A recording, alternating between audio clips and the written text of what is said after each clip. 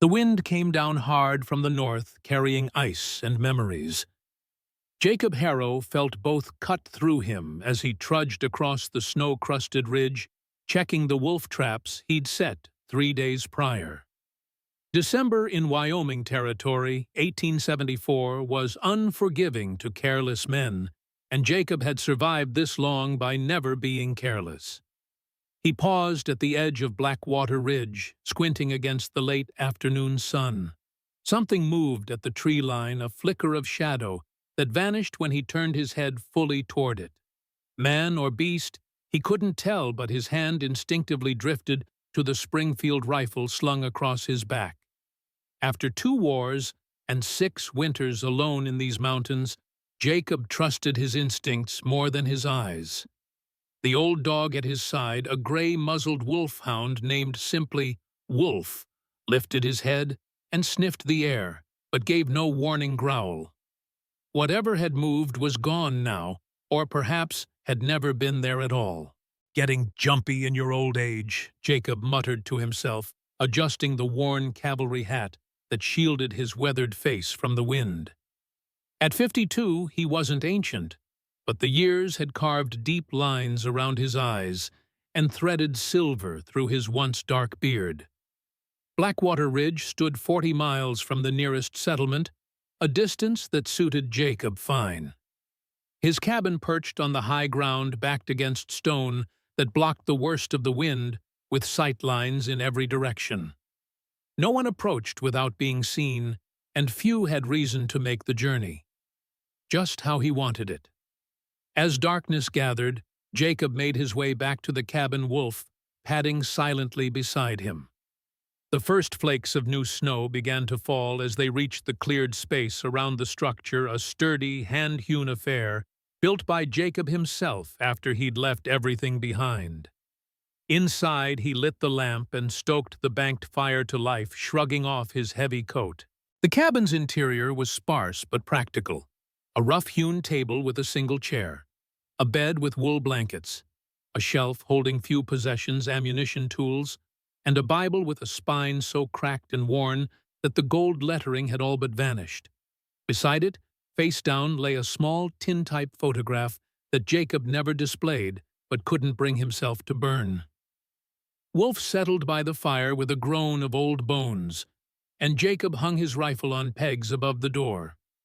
As he moved to the stove to heat coffee, his eyes drifted to the small trunk beneath his bed, where he kept the things he tried not to remember: Sarah's wedding band, Emma's tiny dress, and the faded letter offering condolences for their deaths. 6 years had passed since the smallpox took them both in the spring of 1868. 6 years since he'd watched the soil cover their coffins. 6 years since he'd last spoken from a pulpit, or opened that Bible except to stare at the inside cover where Sarah had written their names in her elegant hand. Outside, the wind picked up, howling around the corners of the cabin like a lost soul. Jacob poured coffee into a tin cup and sat heavily in the chair, feeling the familiar ache in his left leg, where a Confederate bullet had found him at Gettysburg. He'd fought through that war, believing in something God country the Union, only to return home and lose everything that mattered anyway. What God allowed such things? What God took a 5-year-old girl while her father watched helplessly? What God left a man alive when everything worth living for was gone? These were the questions that had driven him from his pulpit, from civilization, from faith itself. Here, in the silence of the mountains, he didn't have to pretend he had answers. Wolf's head suddenly lifted, ears pricked forward. A low growl rumbled in the old dog's chest. Jacob set down his cup, listening. The wind made it difficult to hear anything else, but Wolf's reaction was unmistakable. Someone was outside. He reached for the rifle, checking that it was loaded, before moving silently to the window. Through the frost-edged glass, he could see nothing but swirling snow in the gathering darkness. Then came the sound, faint but unmistakable. A knock at the door. not the heavy pounding of a man seeking shelter, but something weaker, almost hesitant. 3 soft raps that nearly disappeared into the howl of the wind. Jacob held the rifle ready, nodding to Wolf, who took position beside him. In 6 years, no one had come to his door uninvited. The few travelers who passed through these parts knew to avoid the cabin of the man locals called the Preacher, despite his having abandoned that title long ago. "Who's there?" he called, voice rough from disuse. No answer came, only another series of weak knocks. Cautiously, Jacob unbolted the door and pulled it open, a crack rifle at the ready. The wind drove snow into his face, momentarily blinding him. When his vision cleared, he found himself staring not at a threat, but at desperation itself. A woman stood there, swaying slightly on her feet. Her clothes, once fine, but now tattered, were crusted with ice and dirt. Her face was gaunt with hollow cheeks and dark circles beneath blue eyes that held both fear and determination. Behind her stood a boy of perhaps 10 thin arms, wrapped protectively around a smaller girl who clutched a bundle to her chest. "Please," the woman said, her voice cracking from cold and exhaustion. "My children haven't eaten in 3 days." She swallowed hard, forcing out words that clearly cost her pride.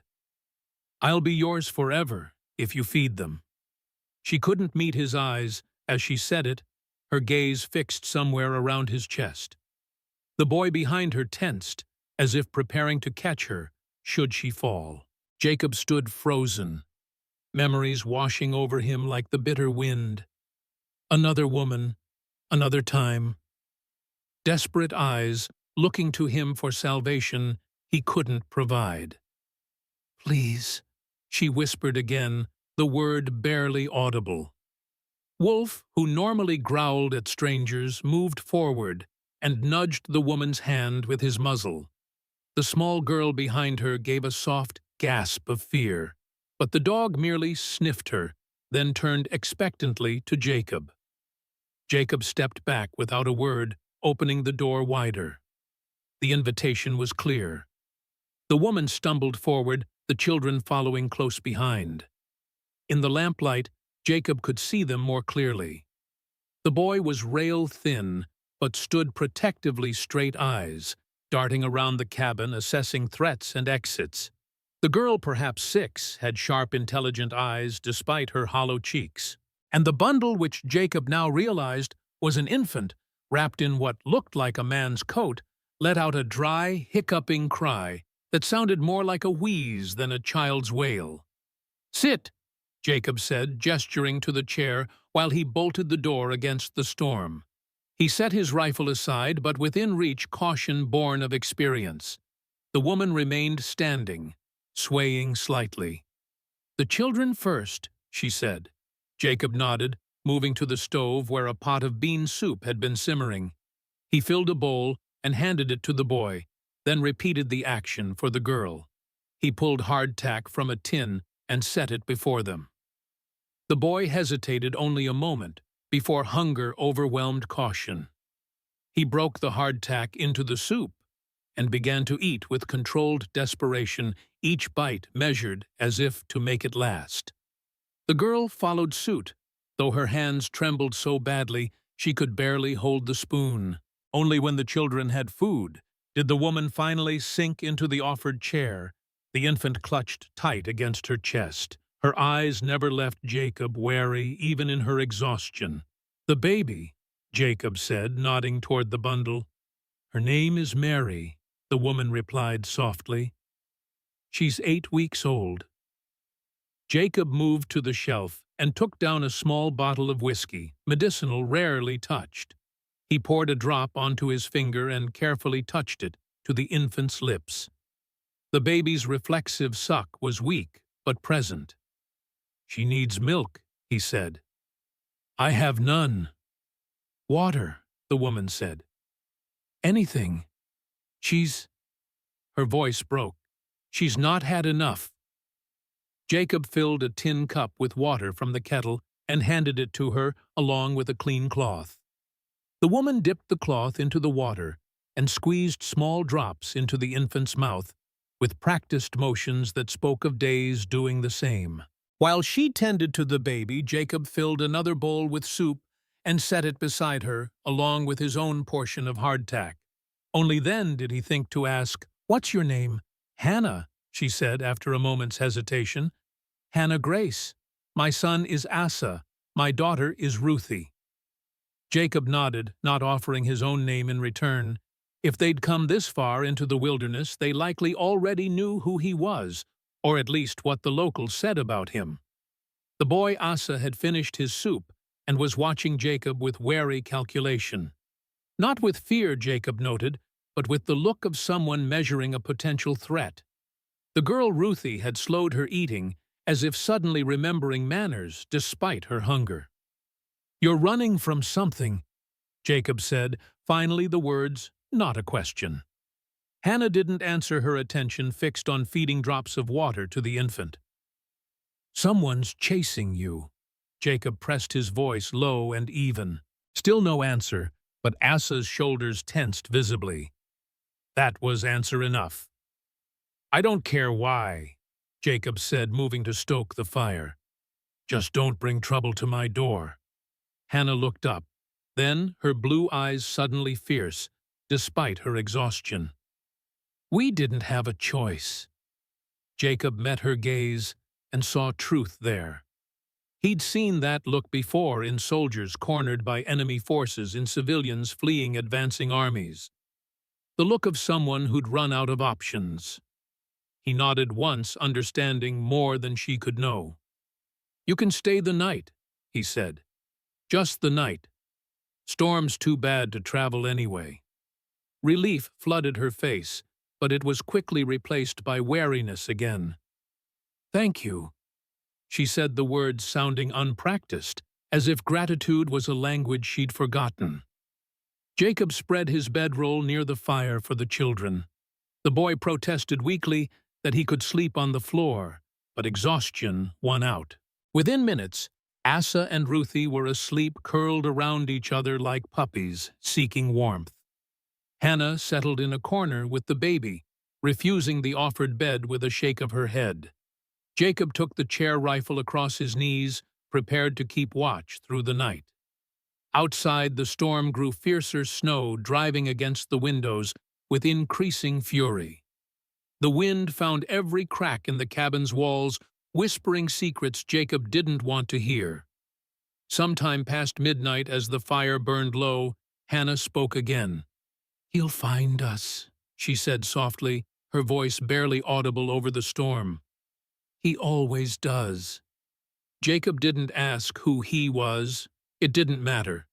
Whatever demon pursued this woman and her children had nothing to do with him.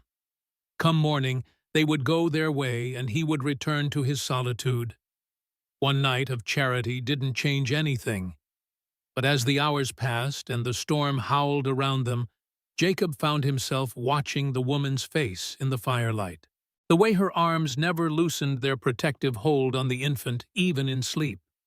The way the boy had positioned himself between the door and his family, even unconscious. These weren't ordinary travelers caught in bad weather. These were people fighting for their lives. Just before dawn, Jacob dozed briefly. He awoke with a start, some soldier's instinct pulling him from sleep. Something had changed. He listened carefully, realizing what had caught his attention. The storm had stopped. In the sudden silence, another sound became clear, hoofbeats, distant, but approaching. Wolf was already on his feet. Hackles raised, a low growl building in his throat. Hannah sat bolt upright, terror washing over her face. "He's found us," she whispered. Jacob moved swiftly to the window, peering out at the snow-covered landscape now bathed in the gray light of dawn. A lone rider approached along the ridge, following their tracks from the previous night. Even at this distance, Jacob could see the man rode like a soldier, back straight, shoulders squared. A rifle was slung across his back, and the horse beneath him was a big bay, the kind cavalrymen favored. Get the children into the root cellar, Jacob ordered, reaching for his rifle. Now! Hannah didn't argue, quickly waking Asa and Ruthie. The boy came alert instantly, eyes wide, but movements controlled. He helped his mother lift the trap door in the corner, while Jacob loaded his rifle with practiced efficiency. "Who is he?" Jacob asked, as Hannah herded the children toward the cellar. "His name is Boone Mallory," she replied, voice tight with fear. "He was my husband's foreman. After my husband died—" She shook her head, unable to continue. "He claims I'm his property now," she finally managed. "Says I owe him." Jacob's jaw tightened. He'd heard of such arrangements, women left widowed with few options, forced into relationships with whoever could provide. But the fear in Hannah's eyes spoke of something darker than mere economic desperation. "Stay down there until I come for you," he said, motioning toward the cellar. "No matter what you hear." Asa hesitated at the entrance to the cellar, looking back at Jacob. "He kills people," the boy said quietly. "Says he'll do the same to us if we don't go with him." Jacob met the boy's eyes and saw something familiar there, not just fear, but the determination to protect what was his, despite that fear. It was a look Jacob had seen in soldiers much older than this child. "Go," Jacob said softly. "I'll handle this." As the cellar door closed, Jacob positioned himself near the window, angling for a clear shot if needed. Wolf stood beside him, ears forward, a continuous growl rumbling from his chest. The rider had stopped about 50 yards from the cabin. He sat motionless in the saddle as if waiting for something. After a long moment, he raised a hand in greeting, or perhaps warning. Jacob didn't respond, just watched through the rifle's sights. The man nudged his horse forward again, closing the distance slowly, deliberately. Now Jacob could see him clearly, tall, broad-shouldered, with a full beard and a face weathered by sun and wind. He wore a long coat over what looked like an old cavalry uniform, though any insignia had been removed. A revolver hung at his hip, and the rifle across his back was a Spencer carbine, standard issue for Union cavalry during the war. The rider stopped 30 yards out, just far enough to be a difficult shot in the morning breeze. His hands remained visible away from his weapons. A deliberate choice that spoke of confidence rather than surrender. "Jacob Harrow," the man called, his voice carrying easily across the snow. "Been a long time." Jacob stiffened. The man knew him, which meant, "Lieutenant Harrow." The rider continued, a smile spreading across his bearded face. "Or should I say preacher? Didn't expect to find you all the way out here." With a jolt of recognition, Jacob placed him. Sergeant Boone Mallory, 4th Pennsylvania Cavalry. They'd fought together at Gettysburg and through the Wilderness Campaign. After the war, they'd both joined the Riders of Justice, a group of veterans who'd appointed themselves law enforcers in the chaotic Western Territories, until Jacob had witnessed what that justice really meant and walked away. "What do you want, Mallory?" Jacob called back, not lowering his rifle. Boone's smile didn't waver. "Just looking for what's mine. A woman and 3 children. Tracks led right to your door." He spread his hands. "No quarrel with you, preacher. Just give them over, and I'll be on my way." "There's nothing here that belongs to you," Jacob replied evenly. Boone's smile faded slightly. "The woman made a deal. Her husband died owing me money. She agreed to work it off. Not with me, she didn't. She was mine before she ran." Boone's voice hardened. "She knows it. Ask her." Jacob didn't look away from the sights. "She's free to go where she pleases." Boone's expression darkened. His hand drifted closer to his revolver. "You sure you want to get in the middle of this, preacher? After what happened last time you took up a cause?" The reference to Jacob's past struck like a physical blow, but he kept his aim steady. "Already am." For a long moment, neither man moved. Then Boone's hand dropped away from his weapon, and he sat back in the saddle. "I'll come again," he said, voice carrying clearly across the snow. "With more men. Don't make me burn you out, Harrow." "You won't like how that ends," Jacob replied flatly. Boone studied him for another moment, then turned his horse with military precision and rode back the way he'd come. Jacob watched until the rider disappeared over the ridge, only then allowing his shoulders to relax slightly. When he opened the cellar door, Hannah stood at the bottom of the steps, baby clutched to her chest, tears trailing silently down her face. "I can't let him kill you," she whispered. Jacob didn't turn, just kept his eyes on the empty ridge where Boone had vanished. "You're not letting me do anything," he said quietly. "I decide who I protect." And for the first time since she'd arrived, Hannah seemed to truly see him not as a potential savior or threat, but as a man making a choice that was entirely his own. Wolf came to stand beside Jacob, still alert, still watching the horizon where the rider had disappeared. In the cellar below, Asa's thin arm circled his sister's shoulders, his young face set in lines too old for his years.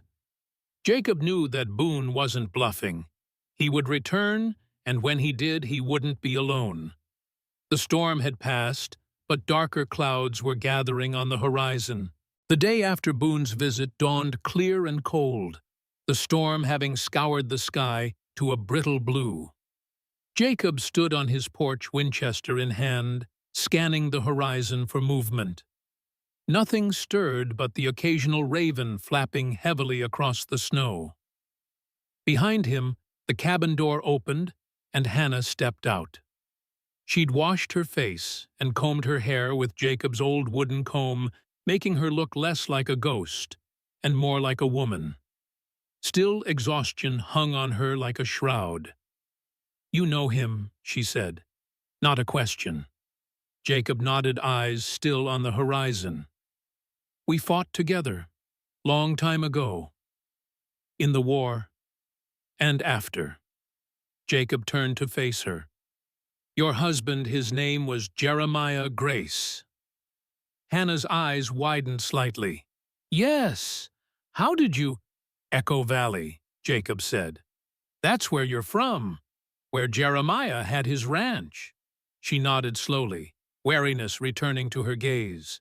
"You know of it. I know of it." Jacob's jaw tightened. "And I know of Boone's activities there."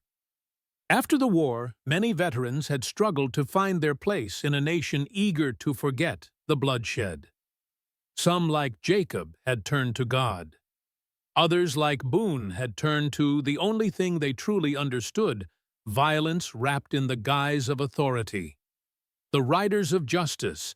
They'd called themselves a band of former Union soldiers who'd appointed themselves enforcers of order in the chaotic Western territories. They'd started with noble intentions, hunting actual outlaws, protecting settlers from bandits. But power corrupts, and Boone had taken to his role with particular zeal. When Jacob found them hanging a Mexican farmer for a crime he couldn't possibly have committed, he'd walked away. That had been 5 years ago. "He said you took up a cause before," Hannah said cautiously. "What did he mean?" Jacob's eyes hardened. "Nothing that matters now." He turned back to the cabin, signaling an end to the conversation. Inside, Asa was stoking the fire while Ruthie sat nearby holding baby Mary and humming softly. "We'll leave today," Hannah said, following him inside. "The storm's passed. We've imposed enough." "And go where?" Jacob asked bluntly. Hannah had no answer. "Boone will be back by nightfall tomorrow," Jacob continued, "with men. He won't come alone next time." "Then we'll be gone before he returns," Hannah insisted. "We've brought enough trouble to your door." Jacob studied her for a moment. The stubborn set of her jaw reminded him of Sarah, who'd never backed down from what she believed was right, even when it cost her. 30 miles to the nearest town, he said. Through snow 3 feet deep in places. With 3 children, 1 an infant. You won't make 5 miles before dark. Asa looked up from the fire, his young face serious. I can walk far, he said. I can carry Ruthie. Jacob shook his head.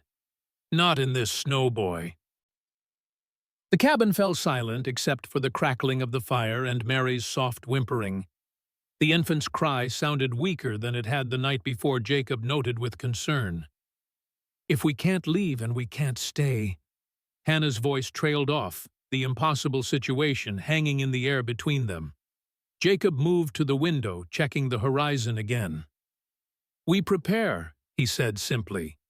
He spent the morning teaching Asa how to secure the cabin, which boards to nail, across which windows how to create firing positions where the weak points were. The boy absorbed every word with intense concentration, his small hands working diligently alongside Jacob's larger ones. You've done this before, Asa observed as they reinforced the door. Been in sieges, you mean? Jacob asked. Asa nodded. Petersburg, Jacob said after a moment. 72 days behind fortifications, not much better than these. The Rebs nearly broke through a dozen times. Did you kill people? The boy asked quietly. Jacob paused in his hammering. Yes. Was it hard? The first time, Jacob admitted. Gets easier, that's the problem. Asa absorbed this with a solemn nod that made him seem far older than his years. Boone enjoys it, he said. Killing. I saw his face when he... The boy trailed off, swallowing hard. Jacob put a hand on the boy's shoulder. You're not him, he said firmly. And you never have to be. Inside, Hannah was tending to Mary, whose cough had worsened overnight. The infant's breathing came in wheezing gasps that worried Jacob more than he let on. He'd seen lung fever take children before, even strong ones. This frail infant already weakened by hunger and cold. While Asa continued securing the windows, Jacob took Hannah aside. The baby needs medicine, he said quietly. Hannah nodded, her face tight with worry. I know, but there's none to be had. I have willow bark, Jacob offered. For fever, and some honey for the cough.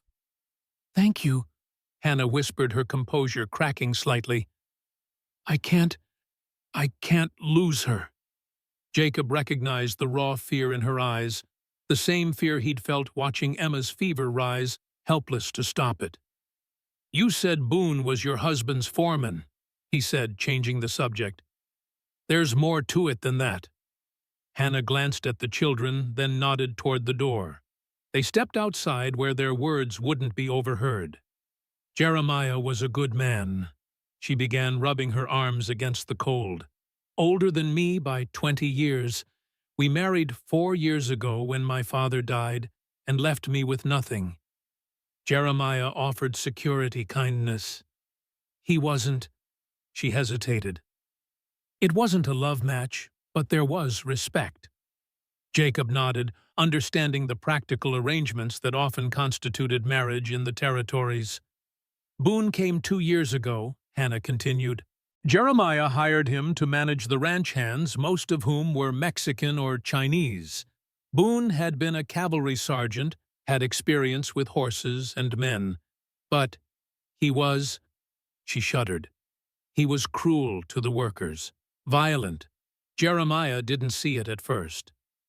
And then, Jeremiah fell ill last winter. Consumption. Before he died, he changed his will, leaving everything to me instead of his brother in St. Louis. Her eyes hardened. Boone had expected to be made foreman permanently with a share of the profits. Instead, he was working for a woman half his age. He didn't take it well, Jacob guessed. He started coming to the house at all hours, making suggestions, offers. Hannah's voice tightened. Said I couldn't run the ranch alone. Said I needed a man. When I refused him, he became insistent. He hurt you, Jacob observed, noting again the fading bruises on her wrists. Hannah nodded. After Mary was born, she's Jeremiah's child. His last gift to me, Boone became obsessed. Said no other man's child would be raised in his house. Said if I didn't agree to his terms, he'd make sure neither of us survived the winter. So you ran. Our housekeeper, an old Mexican woman named Elena, helped us escape. Hannah's voice broke. Boone caught her helping us. He shot her in front of Asa, made him watch. Jacob's jaw tightened. The Boone he'd known during the war had been hard, sometimes brutal, but not sadistic. Power and isolation had clearly warped whatever humanity the man once possessed. The papers, Jacob said. You took them with you. Hannah looked surprised. How did you know? It's what I would have done, Jacob replied. Boone wants the ranch. Legally, it's yours, without proof of ownership. I hid them, Hannah confirmed, sewed them into Mary's blanket. They're all I have left of Jeremiah's legacy for his children. Jacob nodded, understanding now the full weight of what was at stake. This wasn't just about a man's obsession with a woman. It was about land power and the future of 3 children. As they returned to the cabin, a sound stopped Jacob in his tracks. Wolf, who had been patrolling the perimeter as he did each morning, let out a sharp, pained yelp that cut off abruptly. Jacob grabbed his rifle from where it leaned against the cabin wall, motioning for Hannah to get inside. He moved swiftly toward the sound, circling the back of the cabin where Wolf had gone. The dog lay in the snow, blood pooling beneath him from a single gunshot wound to the chest. His eyes were already glazing over, life fading quickly. Jacob knelt beside the faithful companion who had guarded his solitude for 6 years, gently stroking the gray muzzle one last time. Good dog, he whispered. Good boy. Embedded in the snow beside Wolf's body was a wooden stake with a note nailed to it. Return what's mine. B.M. Jacob's blood ran cold. The shot had come from the ridge to the east, at least 400 yards away. A warning and a demonstration of skill. Boone could have just as easily put that bullet through Jacob's head or Hannah's, or one of the children's. That he'd chosen the dog instead was calculated cruelty, meant to show what would come next. When Jacob returned to the cabin, his face told Hannah everything before he spoke. We need to move faster, he said grimly. They're already watching. The rest of the day passed in tense preparation. Jacob retrieved his military chest from beneath the floorboards, something he hadn't opened in years.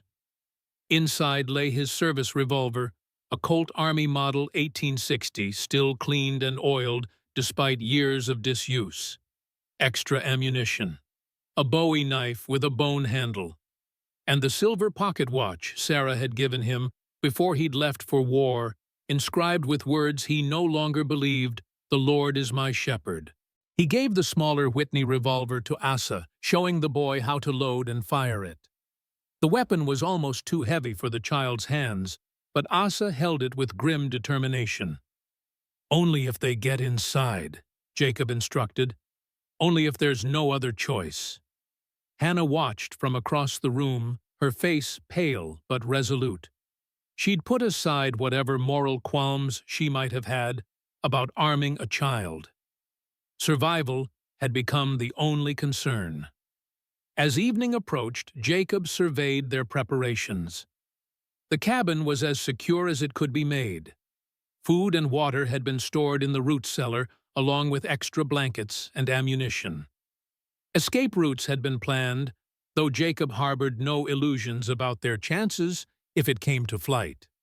Hannah had been quiet throughout the afternoon, focusing on caring for Mary, whose breathing seemed to ease slightly with the honey and willow bark tea Jacob had prepared. Now, as darkness fell, She approached Jacob, where he stood by the window.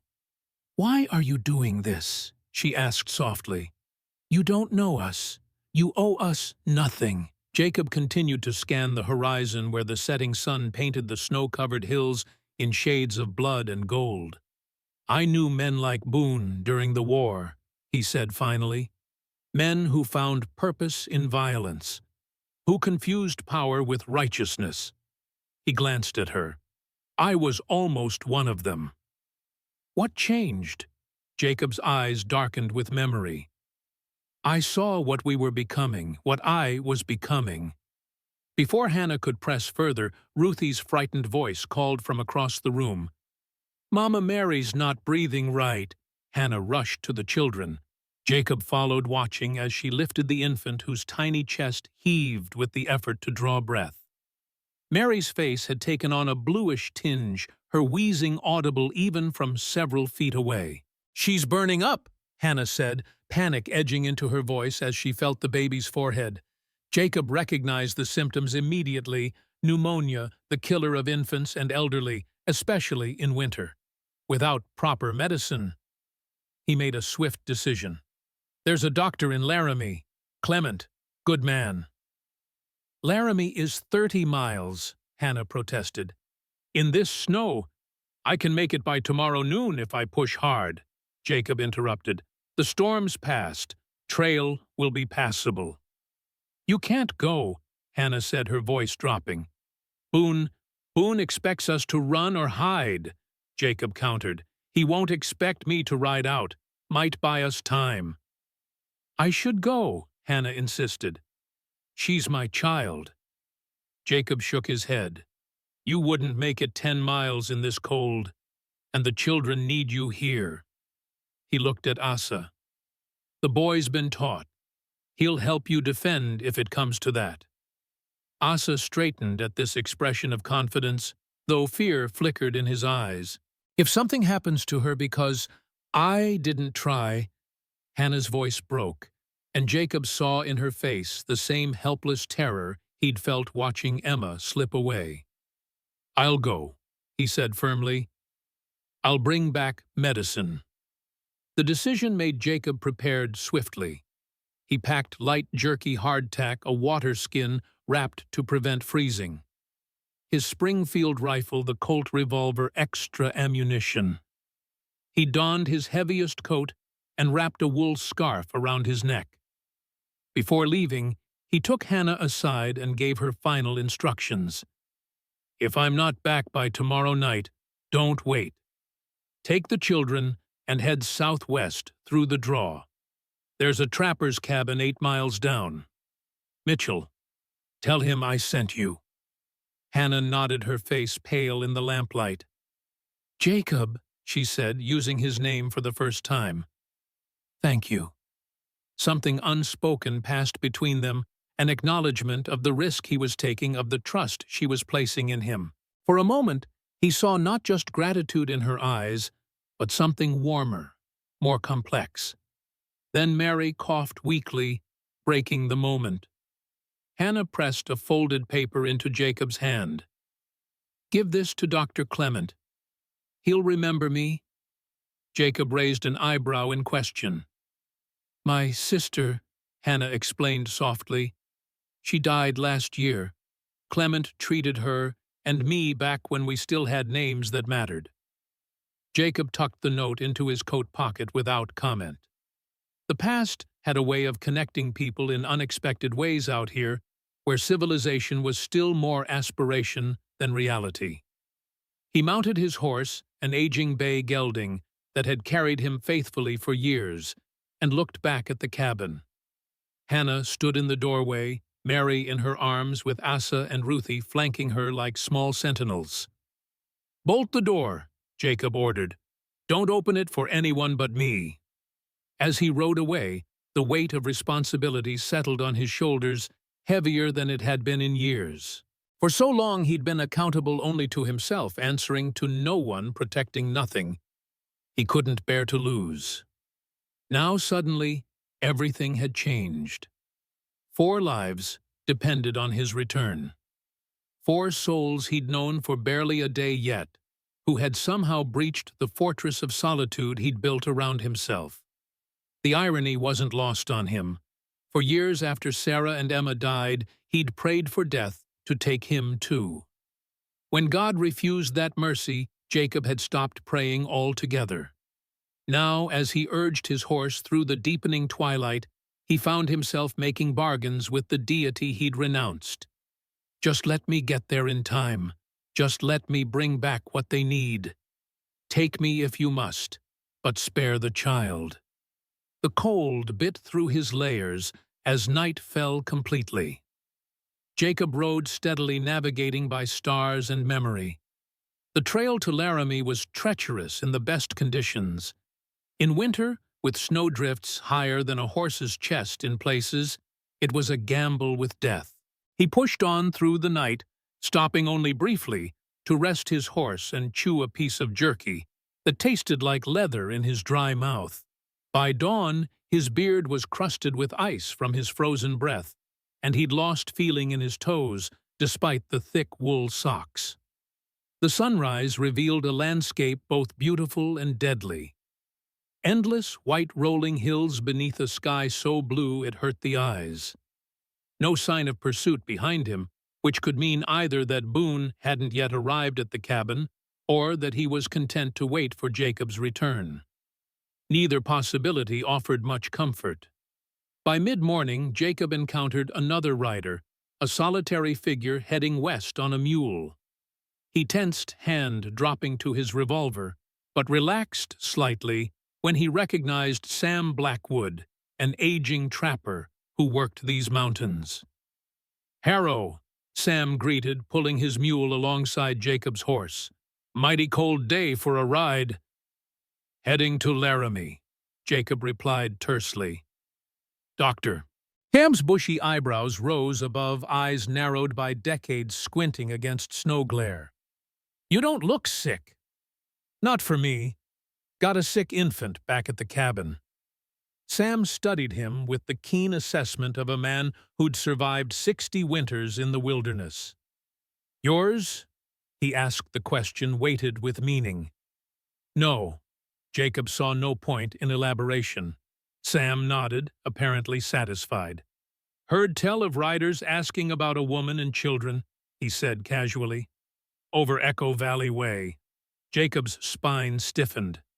When 2 days passed, 4-5 men, led by a big fella with a Spencer carbine and a mean look. Sam scratched his gray-streaked beard. "Name of Boone or some such." "You know him?" Jacob asked sharply. "Know of him," Sam corrected. "Been causing trouble in Echo Valley past year or so. Calls himself Law, but law don't usually help itself to other folks' property." The old trapper spat into the snow. "Or other folks' wives." Jacob absorbed this confirmation of Hannah's story. "He say where he was headed." "Didn't speak to him direct," Sam replied. "But word is, he's looking to make an example. Says the woman stole something valuable. Says he'll burn out anyone harboring her." The trapper fixed Jacob with a knowing look. "Cabin got any new occupants I should know about?" Jacob hesitated, then decided that if Boone was already spreading word, there was little point in secrecy. "Woman and 3 children," he confirmed. "Youngest is sick. Lung fever, I think." Sam whistled low. "Boone's not one to give up easy. Man's building himself a little kingdom in Echo Valley. Got the local law in his pocket. Even rumor of a federal judge backing his claims." The trapper leaned forward. "What did the woman take that's got him so fired up?" "Land deeds," Jacob said. "Her husband left her the ranch. Boone wants it." Sam nodded slowly. "That'd do it. Echo Valley's good grazing. Railroad survey came through last fall. Land values are set to triple." He studied Jacob's face. "You know you're riding into a hornet's nest, don't you? Boone's got men in Laramie, too." "Don't have a choice," Jacob replied grimly. "Child won't last without medicine." The trapper considered this, then reached into his saddlebag and pulled out a small package wrapped in oilcloth. "Elkshorn root," he said, handing it to Jacob. "Brew it strong, add honey if you got it. Won't cure lung fever, but might keep the child breathing till you get back with proper medicine." Jacob accepted the package with genuine gratitude. "Much obliged." Sam waved off his thanks. "One more thing you should know," he added, his voice dropping. "Boone's revived the old Riders of Justice name. Got about 15 men riding with him now. Calls them his deputies." The trapper's eyes narrowed. "Word is they're planning something big, clearing out undesirables from the valley." Jacob's blood ran cold. He knew what that meant. The original riders had started with outlaws, then moved on to anyone they deemed troublesome, mostly immigrants, Indians, or settlers who refused to sell land at cheap prices. "When?" he asked. "Soon as the weather breaks proper. Week, maybe less." Sam adjusted his worn hat. "Whatever you're planning, Harrow, do it quick." They parted ways, Sam continuing west, while Jacob pushed on toward Laramie with renewed urgency. The trapper's news had confirmed his worst fears. This wasn't just about Hannah and her children anymore. Boone was building an army preparing for a purge that would cost innocent lives. History was repeating itself, and once again, Jacob found himself unwillingly at its center.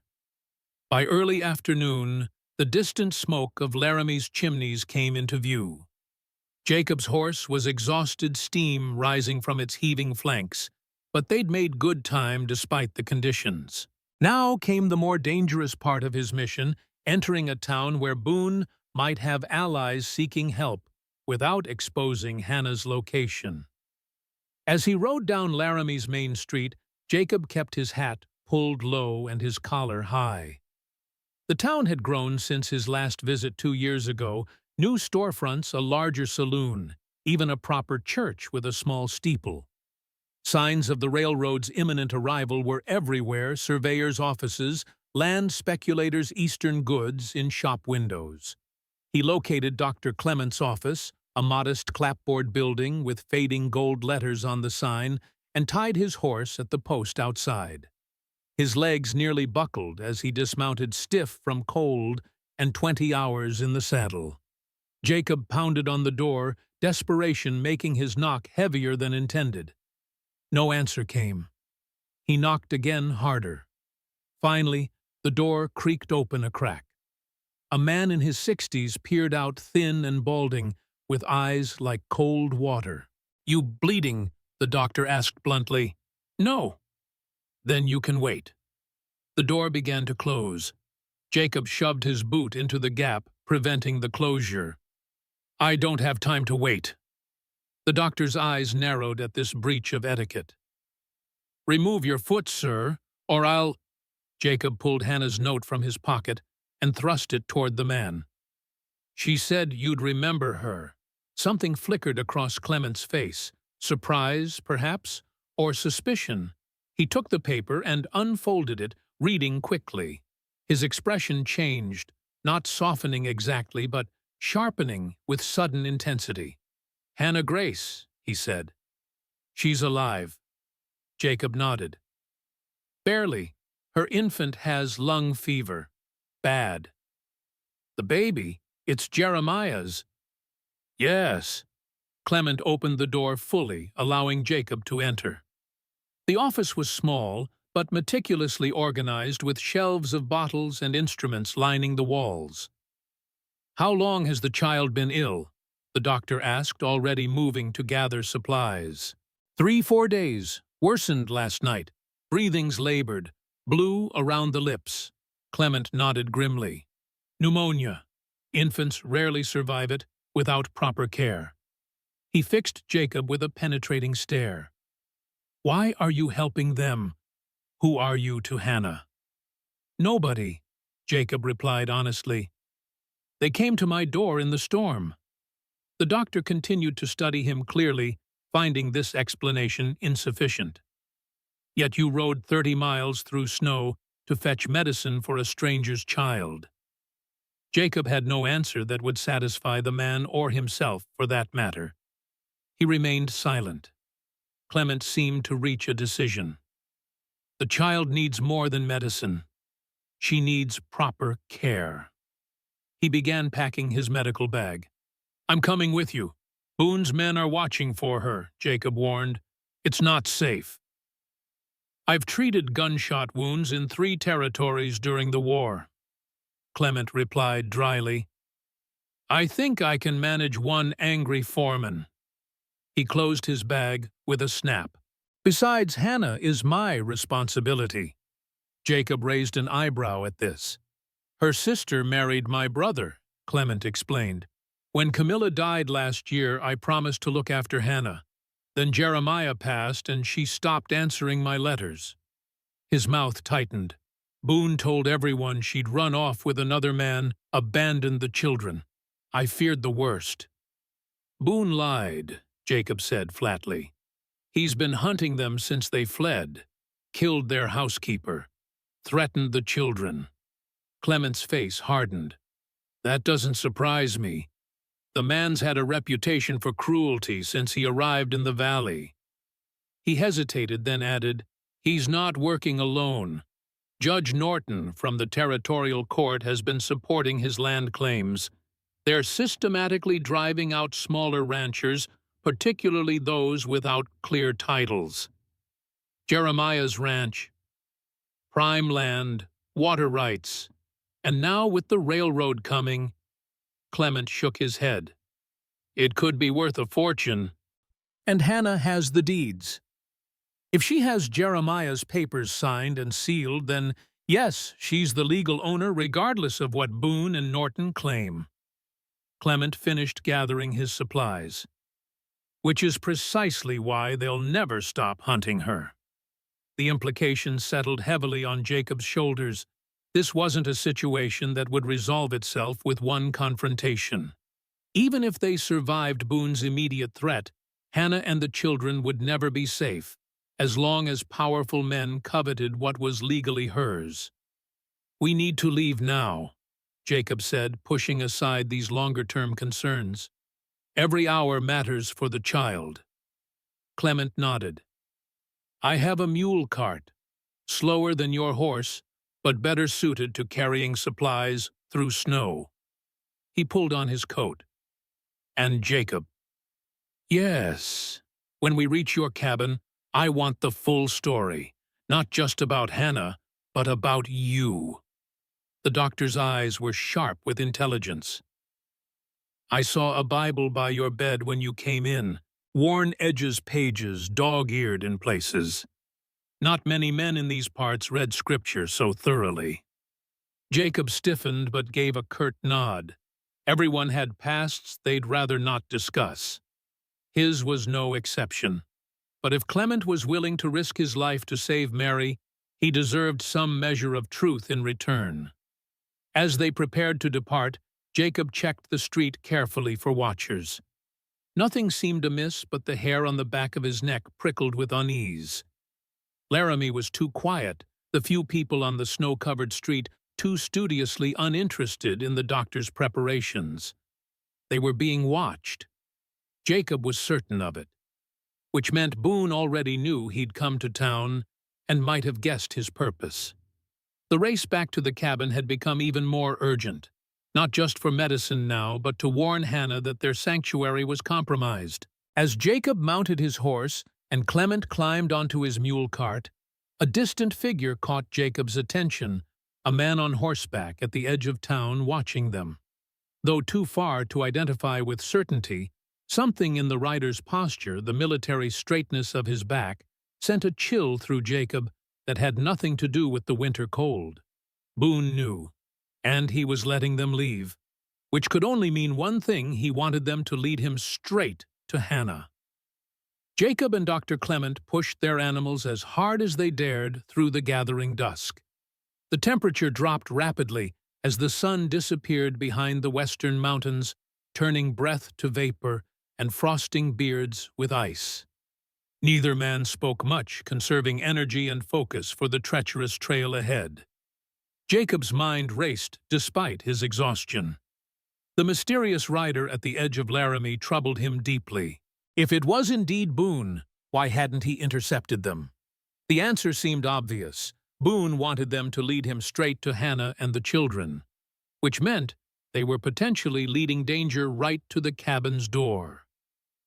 "We need to watch for followers," Jacob finally said, as they paused to rest the animals at a frozen creek crossing.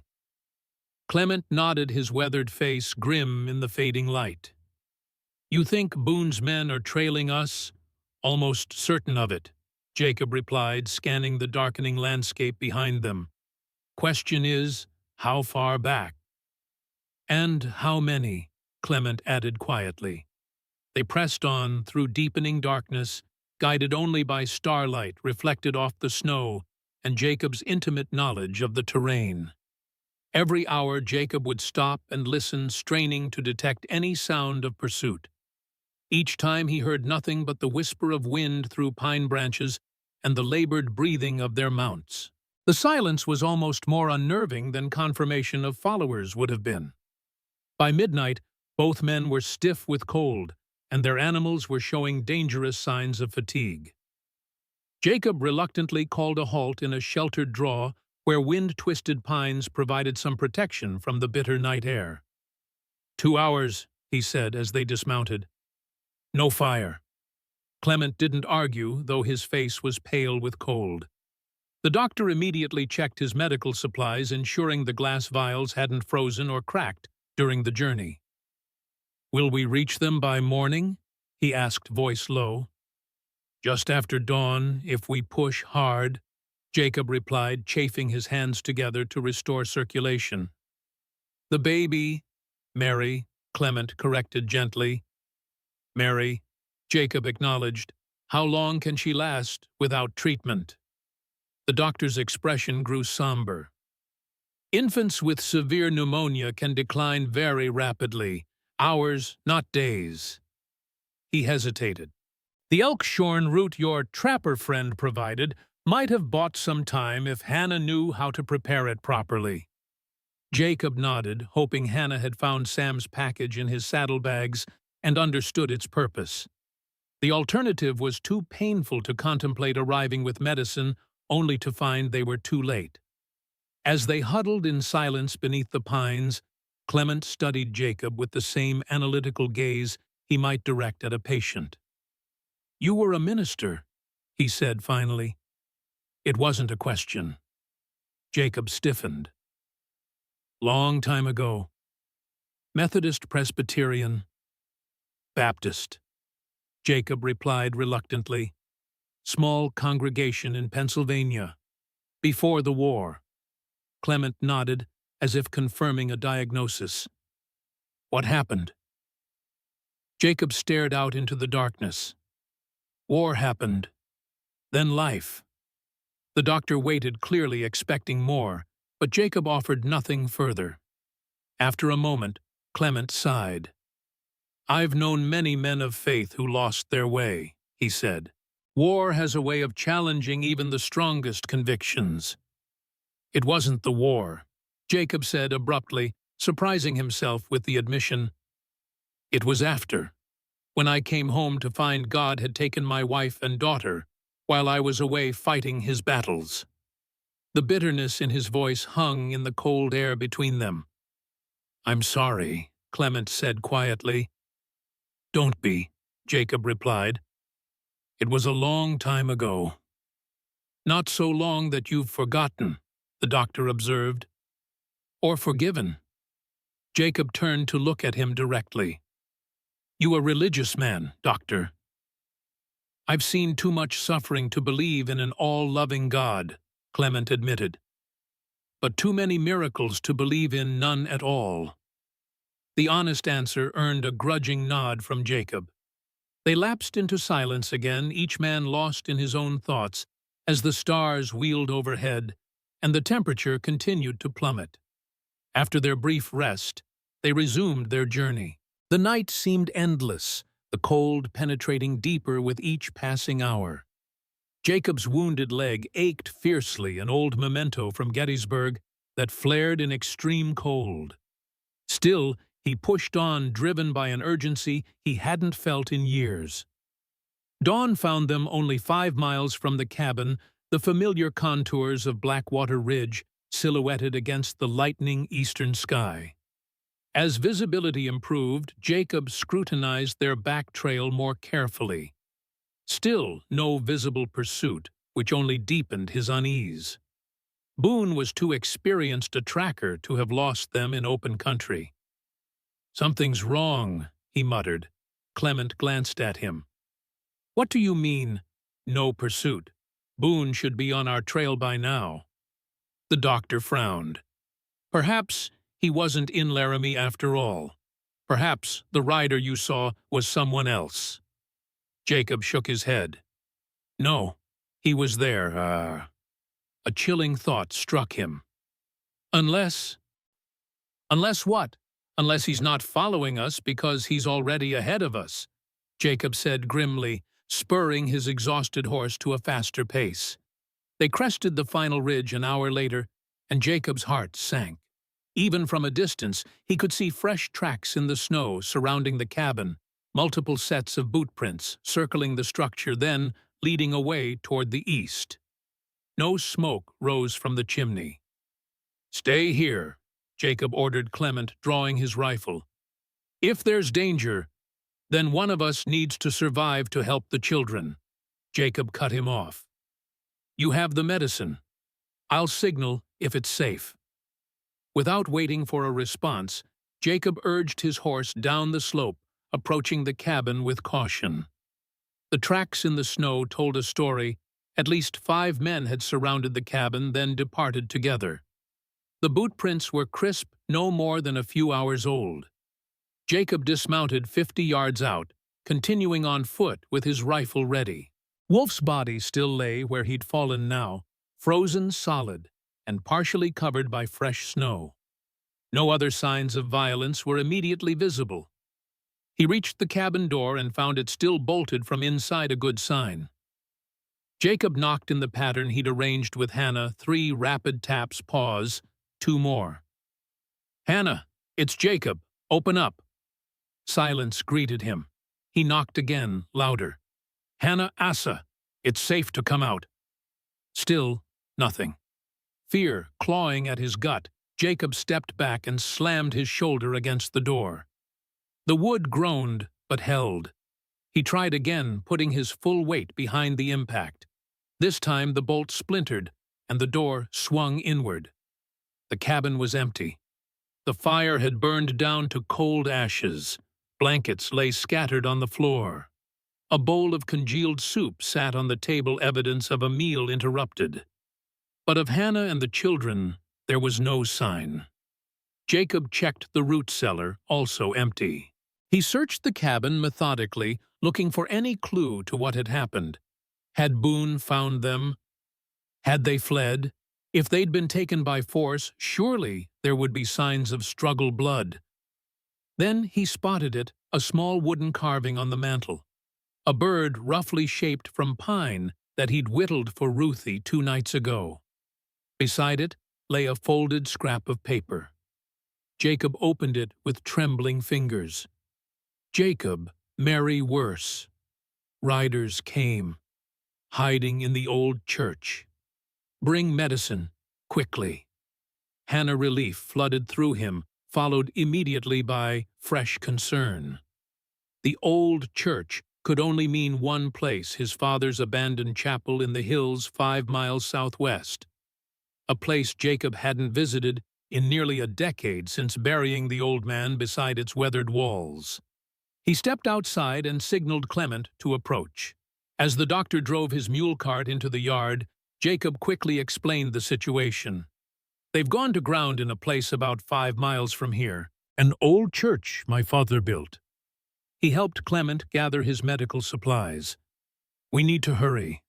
If Mary's condition worsened enough that they risked moving her, Clement nodded grimly, retrieving a black leather case from his cart. Lead the way. They set off immediately, Jacob setting a brisk pace despite his exhaustion and the doctor's difficulty in keeping up. The trail to the church was less traveled, winding through dense pine forest and along rocky ridgelines where the wind had scoured away much of the snow. "Your father was a minister too?" Clement asked as they navigated a particularly treacherous slope. Jacob nodded. "Built the chapel himself after my mother died. Said he needed a place where heaven felt closer." His mouth twisted in a humorless smile. "Spent his last years there alone, preaching to empty pews every Sunday." "You didn't visit him?" "Not often enough," Jacob admitted.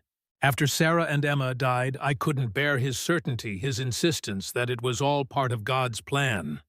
Clement was silent for a moment. "And now, what do you believe now?" Jacob didn't answer immediately, his eyes fixed on the trail ahead.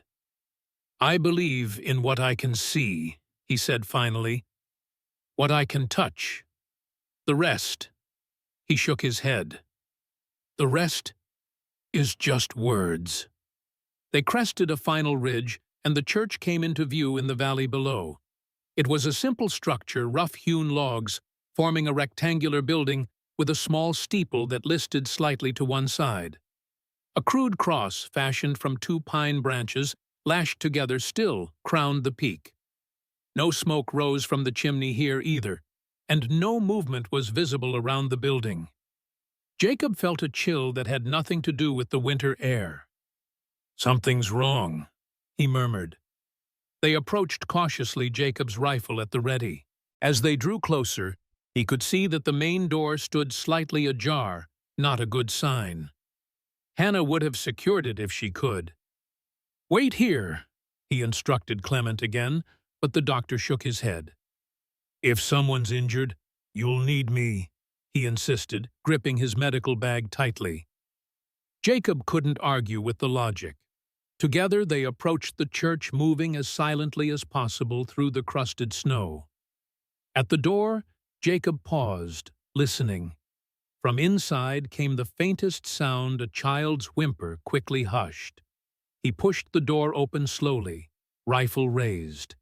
The interior was dim, lit only by what little sunlight filtered through the damaged roof and a single intact window.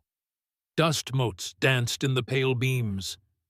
The pews were long gone, burned for firewood or rotted away. All that remained was the stone altar at the far end, and beside it, "Jacob," Hannah's voice weak with relief. She emerged from the shadows behind the altar, Mary clutched to her chest. Asa appeared beside her, a small revolver Jacob's Whitney gripped in his hand. Ruthie peeked out from behind her brother, eyes wide with fear. "It's me," Jacob confirmed, lowering his rifle. "I brought the doctor." Hannah's face crumpled with emotion. She swayed slightly, and Jacob crossed the space between them in 3 long strides, steadying her with a hand on her arm. "The baby?" he asked urgently. "Alive," Hannah whispered, "but barely.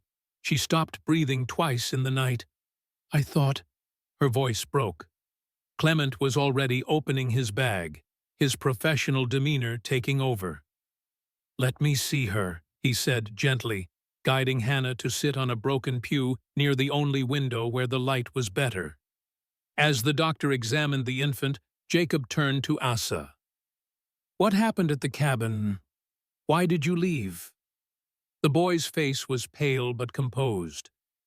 "Men came, 5 of them. They surrounded the cabin just after sunset." "Did they try to get in?" Asa shook his head.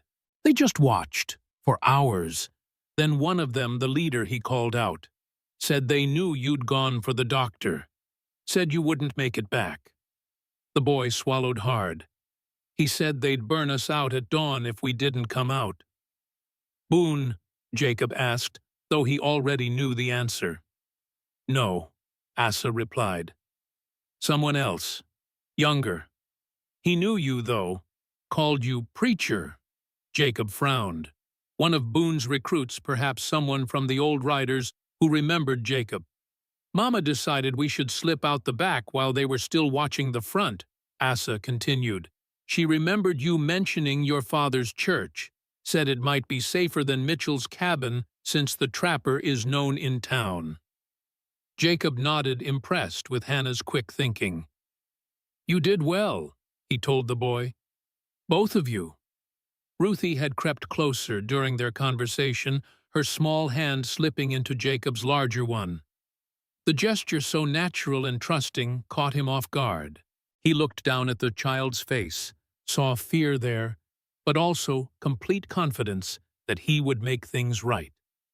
It had been a long time since anyone had looked at Jacob Harrow that way. Across the church, Clement was administering medicine to Mary, his movements efficient and practiced.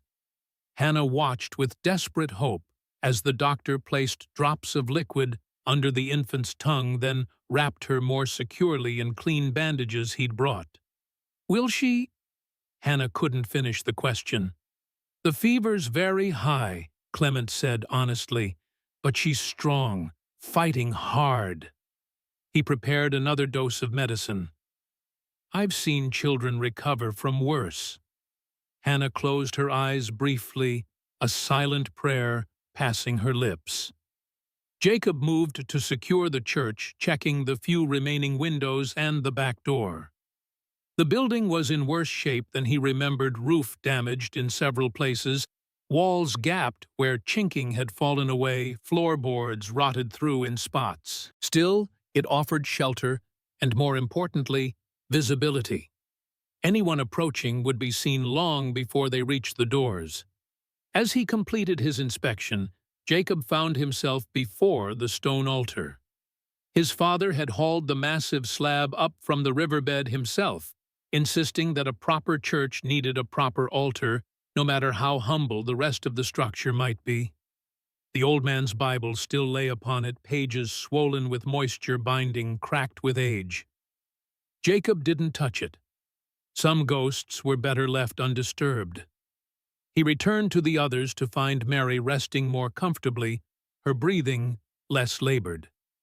Clement was checking Hannah now, noting the bruises on her wrists and the exhaustion evident in her face. You need rest, the doctor said firmly. All of you do. The medicine will help Mary, but her recovery will take time. We don't have time, Jacob interjected. Boone knows we're in the area. If his men have been watching the cabin, they'll widen their search when they find it empty. Clement frowned. The child cannot be moved again so soon. The journey here nearly killed her. Then we make our stand here, Jacob said grimly. Hannah looked up at him, her face drawn with fatigue, but her eyes clear. Why are you doing this? She asked softly. You could walk away. This isn't your fight. Jacob met her gaze. The question deserved an honest answer if he could find one. Why was he risking his life for this woman and her children? Was it simply because they had appeared at his door? Or was it something more, some need for redemption, for purpose beyond mere survival? I've walked away before, he said finally. Didn't much care for the man it made me. It wasn't a complete answer, but it was the most honest one he could offer. Something passed between them in that moment, an understanding beyond words. Hannah nodded slightly, accepting his response without pressing further. The rest of the day was spent preparing. Jacob showed Asa how to reinforce the doors, how to create firing positions at the windows. Clement tended to Mary, whose condition stabilized enough to allow cautious hope. Ruthie helped where she could, gathering fallen wood for a small fire in what remained of the old stone hearth. As evening approached, Jacob stood at the single intact window, watching the sun sink toward the western mountains. The sky had taken on a peculiar amber hue, the kind old-timers claimed presaged a change in weather. Sure enough, clouds were building on the northern horizon, dark and heavy with promise. Storm coming, he murmured. Hannah joined him at the window, Mary sleeping in her arms. How long do we have? Before the storm hours, maybe less. Jacob's eyes remained fixed on the horizon. Before Boone finds us, hard to say. Depends on how well his men know these hills. And if he does find us, Hannah's voice was steady, but Jacob could sense the fear beneath her composure. Then we fight, he said simply. Or we run, if we can. Church has a cellar, my father stored supplies there. Might be a way out through the old drainage tunnel. Hannah studied his profile, the fading light casting deep shadows across the planes of his face. You've changed since we met, she observed. Jacob glanced at her. How so? 2 days ago, you wanted nothing to do with us. Wanted us gone as soon as possible. A faint smile touched her lips. Now you're planning escape routes and talking about making a stand. Jacob returned his gaze to the window. 2 days ago, I was a different man. What changed? He considered the question carefully. Maybe nothing, he admitted. Maybe this is who I've always been, beneath the bitterness. Hannah shifted Mary to her other arm, the baby stirring slightly, but not waking. My husband used to say that crisis reveals character. It doesn't create it. Sounds like a wise man. He was, Hannah said softly. Not perfect, but good, kind. She hesitated. He would have liked you, I think. Jacob wasn't sure how to respond to that. He was saved from having to try when Asa called from the back of the church. Someone's coming. Jacob moved swiftly to where the boy stood by a gap in the wall. Following Asa's pointing finger, he saw a lone figure approaching on foot from the east, a man moving slowly but deliberately through the gathering dusk. Stay inside, Jacob ordered, grabbing his rifle. Bar the door behind me. He slipped out the front entrance before Hannah could protest, circling around to approach the stranger from an angle that kept the church between them. As he drew closer, Jacob realized the man was older black, wearing a battered hat and carrying a worn leather satchel. Not one of Boone's men, unless he'd started recruiting far outside his usual circles. That's far enough, Jacob called when the man was about 30 yards out. He raised his rifle to emphasize the point. The stranger stopped, raising empty hands to show he carried no weapon. Peace, brother, he called back, his voice deep and resonant despite his age. I mean no harm. What's your business here? Jacob demanded, not lowering the rifle. Heard tell there might be folks in need at the old church, the man replied calmly. Came to offer what help I can. Jacob's suspicion deepened. Who told you that? The Lord works in mysterious ways, the old man said with a slight smile. But if you're asking for earthly sources, it was Sam Blackwood who mentioned you might be headed this way with a doctor and a sick child. Jacob cursed silently. Sam was no traitor, but the old trapper talked too freely when whiskey loosened his tongue. If he'd mentioned Jacob's destination in Laramie, "What's your name?" Jacob asked, still wary. Moses Johnson, the man replied. Reverend Moses Johnson, though I haven't had a proper congregation in some years. You're a preacher. Jacob couldn't keep the surprise from his voice. I am, Moses confirmed. Was circuit riding through these parts when my mule went lame 3 days back. Been waiting in Laramie for her to heal. He gestured toward the church. When I heard this old place might be occupied again, well, he smiled. Seemed like a sign. Jacob studied the man carefully. Everything about him appeared genuine. The weathered face that had seen hard years, the gentle eyes that held both sorrow and warmth, the hands calloused from work, as well as prayer. Still caution was necessary. Wait here, Jacob said, backing toward the church. I'll need to consult the others. Inside he found Hannah Clement, and the children gathered anxiously near the door. There's a preacher out there, Jacob explained. Says Sam Blackwood told him we might be here. A preacher, Hannah repeated, clearly confused. Why would a preacher come all this way? Claims he was in Laramie when he heard about us. Jacob shook his head. Could be genuine. Could be one of Boone's men in disguise. What's your instinct? Clement asked. Jacob hesitated. He seems authentic, but I've been wrong before. Hannah adjusted Mary in her arms, the infant now awake and fussing softly. We could use another pair of hands, she said quietly. And if he is a man of God? Jacob understood her unspoken thought. If the worst happened, if Mary's condition deteriorated again, a preacher might provide comfort of a kind that Jacob, with his abandoned faith, could not. I'll bring him in, Jacob decided. But we watch him carefully. Asa, keep the Whitney ready just in case. The boy nodded solemnly, checking that the small revolver was loaded. Jacob returned outside to find Moses Johnson exactly where he'd left him, waiting patiently in the falling darkness. You can come in, Jacob said, still keeping his rifle ready. But I'll take any weapons first. Only weapon I carry is the word, Moses replied, but he submitted to being searched without protest. Jacob found no hidden guns or knives, only a small Bible in the man's coat pocket, and various supplies in his satchel, dried herbs, bandages, a flask of what smelled like medicinal whiskey. Satisfied? Moses asked when the inspection was complete. Jacob nodded curtly and led the way back to the church. As they entered, he noticed Moses pause, looking around the dilapidated interior with an expression of thoughtful assessment rather than dismay. Good bones, the preacher murmured, still standing after all these years. Hannah stepped forward, Mary in her arms. You're welcome, Reverend, if you truly come to help.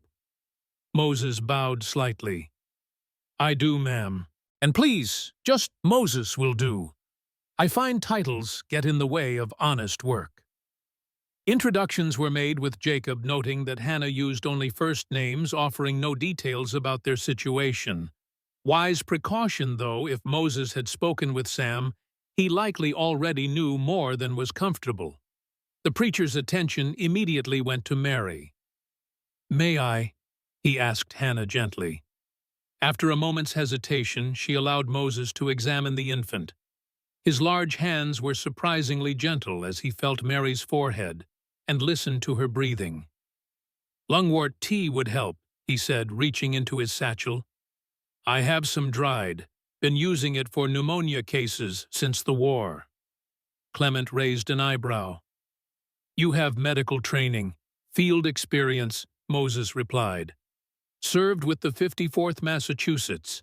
Ended up tending wounded when our surgeons were overwhelmed. He extracted a small pouch of dried herbs. Learned most of my healing from an old freedwoman in Georgia. Saved more lives with her remedies than the army doctors did with their saws. The mention of the 54th, one of the first black regiments in the Union Army famous for its assault on Fort Wagner, lent credibility to Moses's story. Jacob relaxed slightly, though he remained watchful. As Moses helped Clement prepare the herbal tea, Jacob pulled Hannah aside. What do you think? He asked quietly. I think he's genuine, she replied. The way he handles Mary, he knows children. She glanced toward the preacher. And there's something in his eyes, a kindness, but also a deep sorrow, the kind that comes from losing much. Jacob had noticed it too, the weight Moses carried visible in the set of his shoulders, and the lines etched around his eyes. It was a familiar burden, one Jacob recognized from his own reflection. Their whispered conversation was interrupted by a sound that made everyone freeze hoofbeats, distant but approaching. Jacob moved swiftly to the window, peering out into the gathering darkness. Through the swirling snow that had begun to fall, he could make out riders coming down the ridge, at least 5 of them, moving with purpose. Boone, he said grimly, turning back to the others. They've found us. Everyone away from the windows, Jacob ordered, grabbing his rifle. Clement, get Hannah and the children to the cellar. The doctor didn't argue already, gathering his medical supplies. This way, he directed Hannah, who clutched Mary tightly to her chest. What about you? Hannah asked Jacob, her eyes wide with fear, but her voice steady. I'll hold them off, Jacob replied, checking his ammunition. Buy you time to escape through the drainage tunnel if necessary. I'm staying, Asa declared, the Whitney revolver gripped firmly in his small hand. Jacob started to protest, but the determined set of the boy's jaw stopped him. At 10 years old, Asa had already witnessed more violence than most grown men. Denying him the chance to defend his family would only compound the injustice he'd already suffered. Stay low, Jacob instructed instead. Only shoot if they get inside. Moses stepped forward. I'll help, he said, simply rolling up his sleeves. Jacob glanced at the preacher skeptically. You ever fired a gun, Reverend? Carried a Spencer carbine at Fort Wagner? Moses replied evenly. And I've seen enough killing to know when it's necessary. He met Jacob's eyes. I don't seek violence, but I won't stand aside while children are threatened. Jacob handed him the Colt revolver from his belt. 6 shots. Make them count. As Clement led Hannah, Ruthie, and Mary to the cellar beneath the altar, Jacob positioned himself at the window. The riders had stopped about 100 yards from the church gathering in a loose semicircle just beyond effective rifle range. In the fading light, Jacob couldn't make out individual faces, but he recognized Boone's military bearing even at this distance. They're waiting for full dark, Jacob muttered. Moses took position at a gap in the wall, the revolver held comfortably in his weathered hand. How many? At least 5 that I can see, Jacob replied. Could be more circling around back. Asa had positioned himself near the rear door, small and silent as a shadow. I'll watch the back, he whispered. Outside, snow began to fall more heavily, the wind driving it in swirling patterns that further reduced visibility. The temperature was dropping rapidly as night settled in. Under different circumstances, the weather might have deterred an attack, but Jacob knew Boone would view the storm as an advantage cover for his approach and an obstacle to any escape. What's Boone's play here? Jacob wondered aloud. He must know we're armed, that we'll fight back. Men like that don't expect resistance, Moses replied. They're used to people folding at the first show of force. Boone's smarter than that, Jacob disagreed. He was a good soldier once, knows tactics. Pride changes a man, Moses said quietly. Makes him overestimate his own strength, underestimate others. Before Jacob could respond, a voice called out from the darkness, carrying clearly, despite the rising wind. Harrow, I know you're in there. Boone's voice, unmistakable in its commanding tone.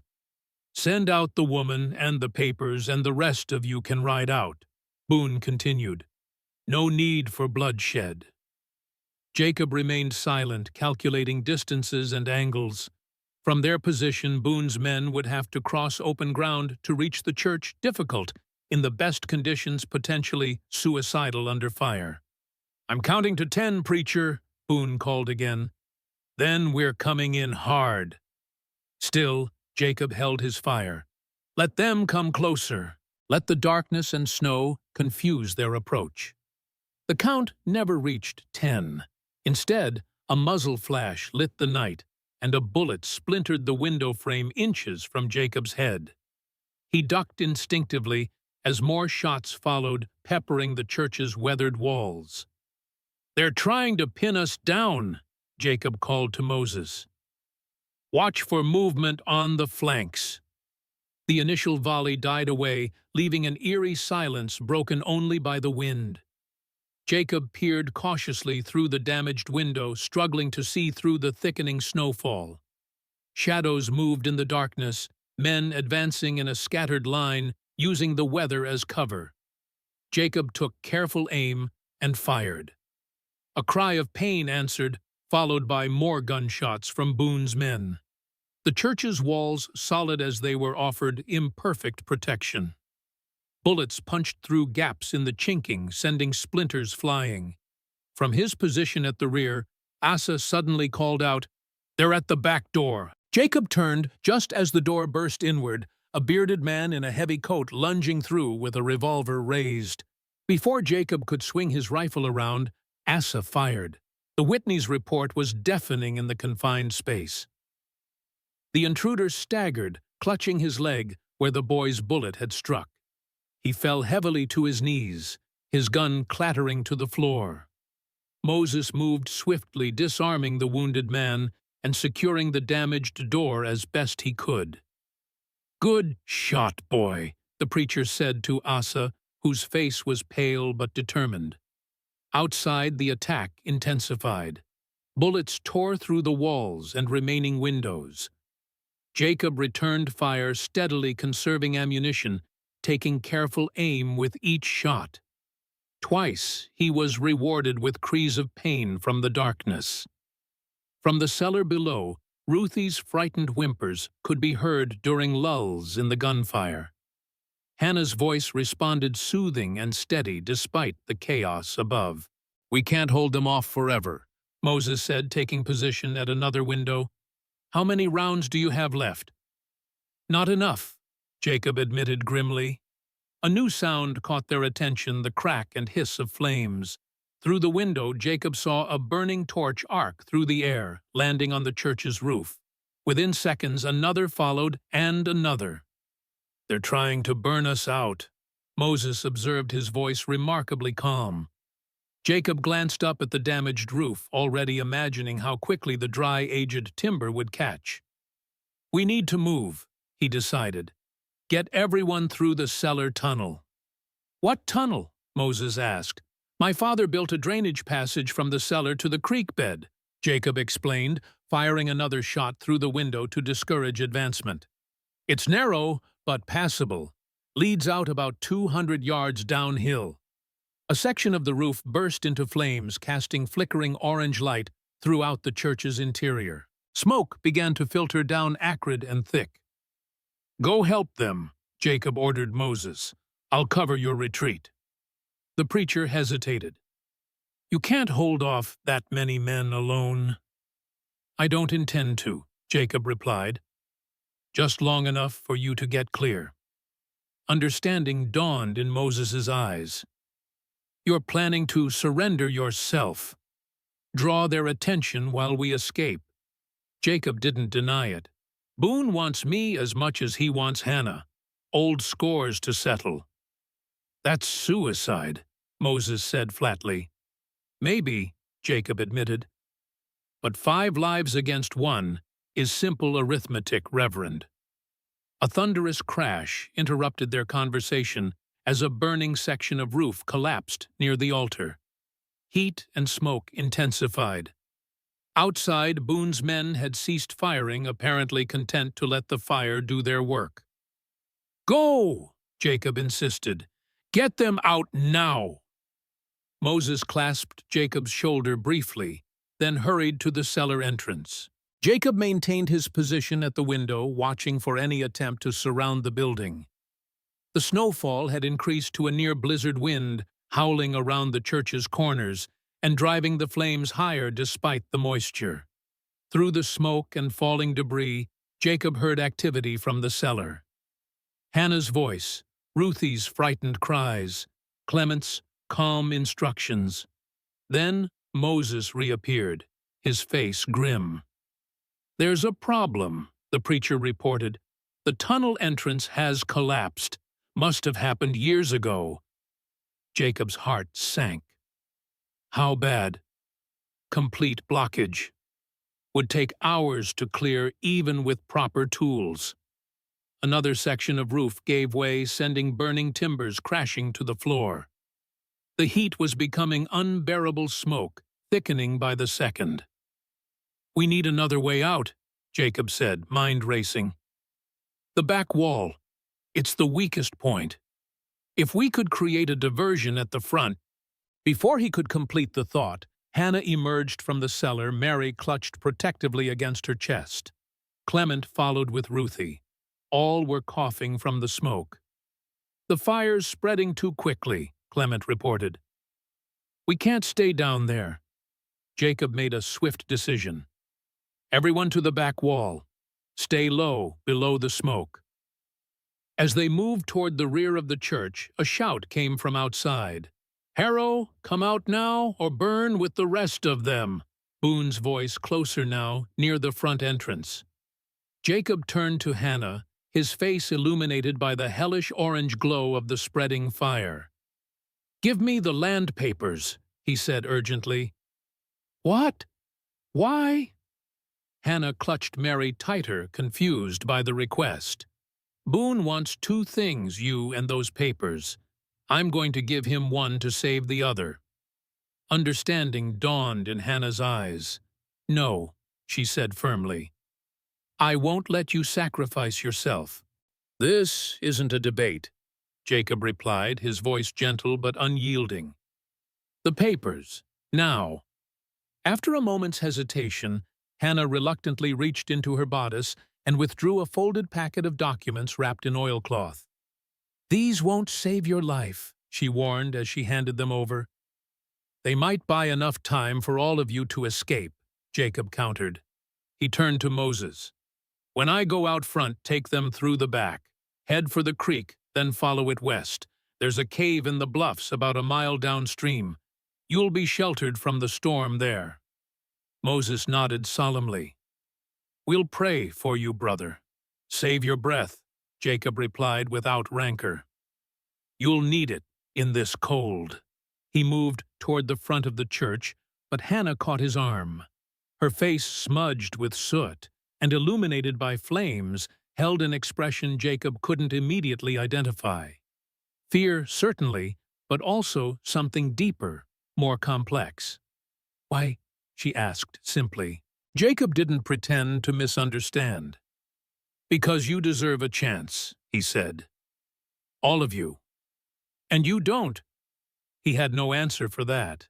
Hannah's grip on his arm tightened. "Come back to us," she whispered. "Promise me." "I'm not one for promises," Jacob said softly. "Not anymore." Before she could respond, he gently disengaged from her grasp and moved toward the burning front of the church. The heat was nearly unbearable now, flames licking along the remaining roof beams, smoke billowing in thick clouds. Jacob paused at the door, checking his rifle empty and his revolver 2 shots remaining. Not enough to fight his way out, but perhaps enough for what he had in mind. "Ready," he called back to Moses. The preacher nodded, gathering the others near the back wall, where Asa and Clement were already working to pry loose a section of damaged planking. Jacob took a deep breath, then pushed open the church door. The rush of cold air momentarily cleared the smoke, giving him a clear view of the scene outside. Boone stood about 20 yards away, flanked by 3 men with rifles trained on the entrance. Behind them, 2 more men held torches, ready to throw them if needed. All were partially sheltered behind the remnants of an old stone wall that had once enclosed the churchyard. "Harrow," Boone called, a note of surprise in his voice. Perhaps he hadn't expected surrender, or perhaps he hadn't expected Jacob to survive this long. Jacob stepped forward, hands raised, the packet of papers visible in his right hand. "I'm coming out," he called. "No tricks. Drop the gun," Boone ordered. Jacob carefully set his revolver on the ground, keeping the papers prominently displayed.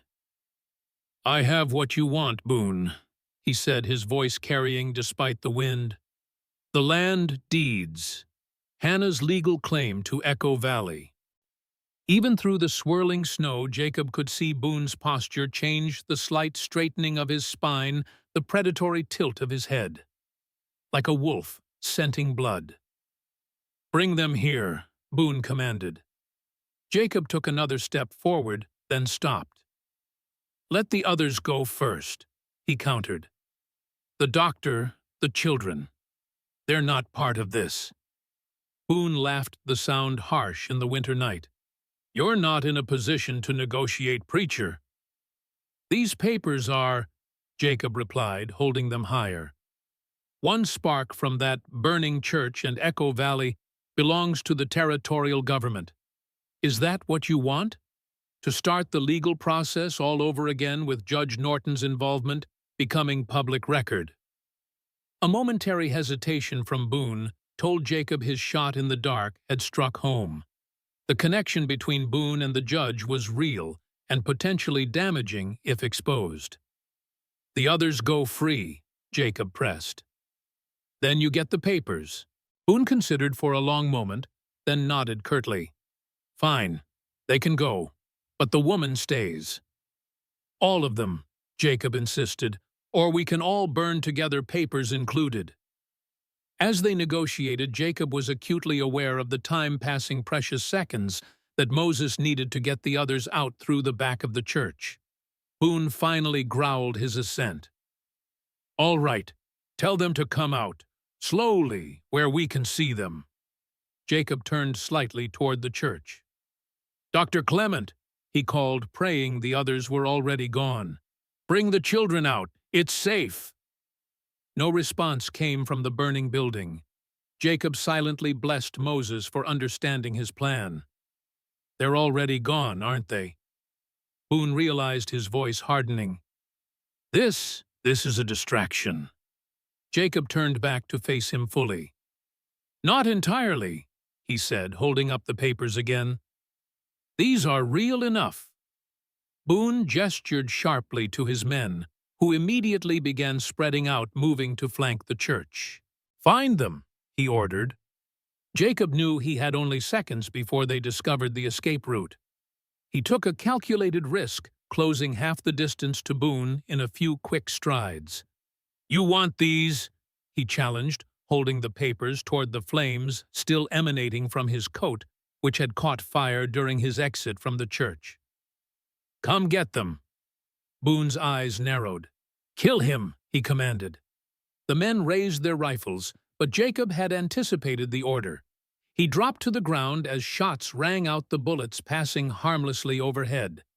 In the same motion, he snatched up his discarded revolver and fired his remaining 2 shots in quick succession. The first struck one of Boone's men in the chest, dropping him instantly. The second missed Boone himself by inches, splintering the fence post beside him. Then Jacob was running not away from Boone, but toward him, closing the distance before the remaining men could reload. He crashed into Boone, with the force of desperation driving them both into the snow. They grappled violently, Boone's greater size matched against Jacob's determined fury.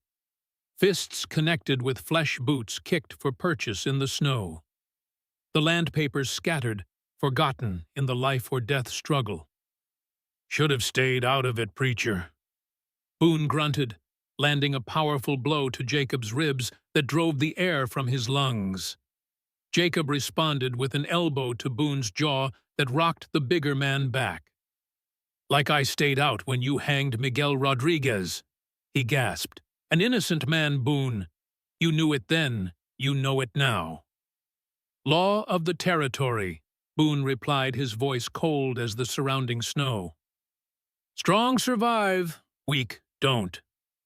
"That's not law," Jacob countered, blocking another punch. "That's just cruelty dressed up as justice." Their struggle continued, neither man able to gain a decisive advantage.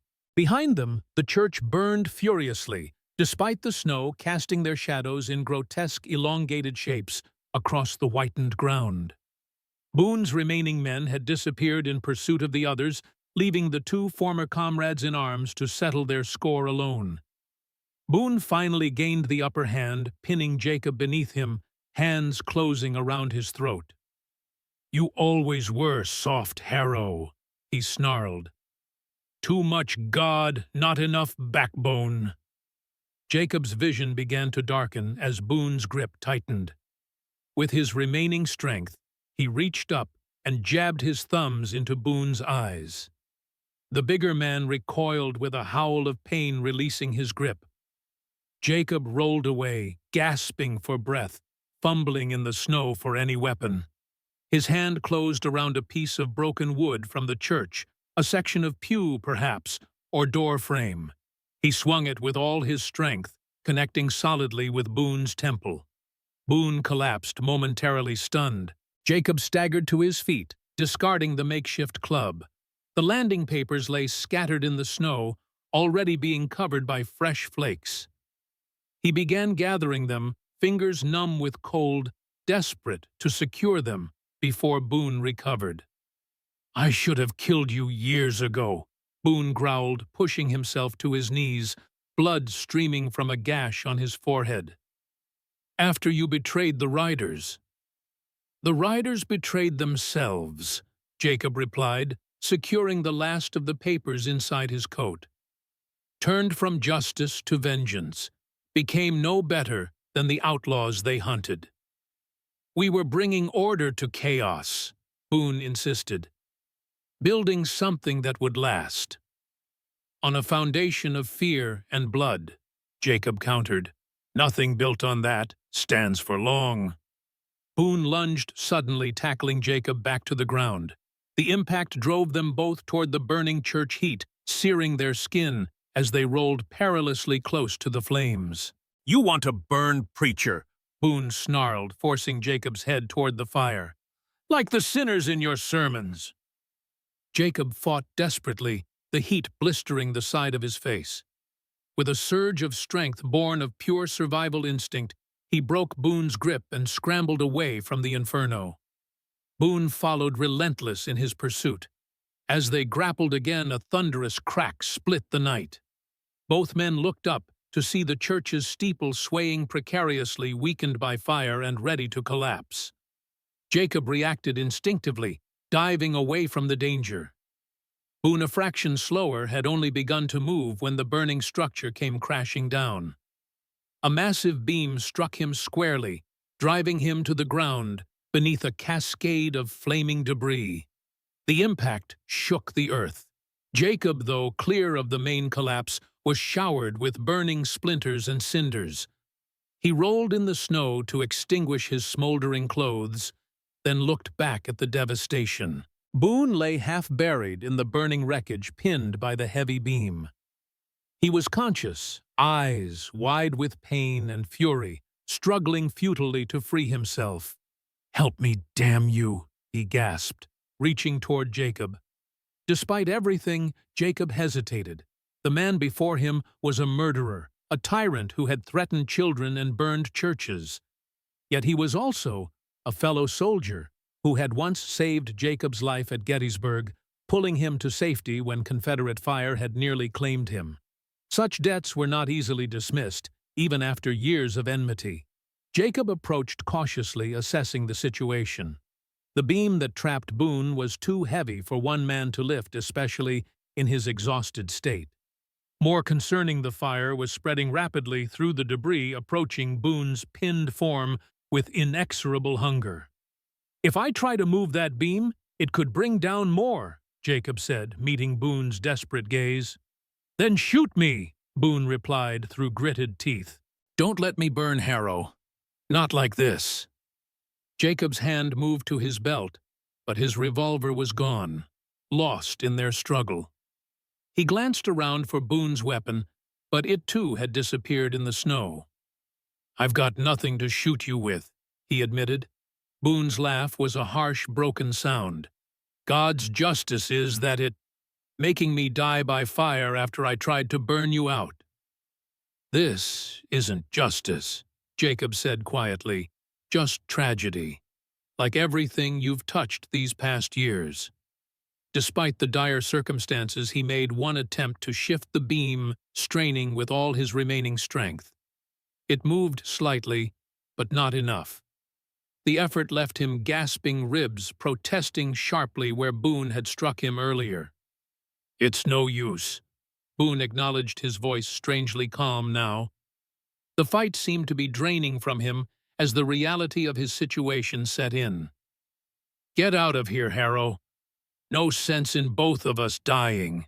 Jacob hesitated, torn between ancient loyalty and the urgency of finding Hannah and the others before Boone's remaining men did.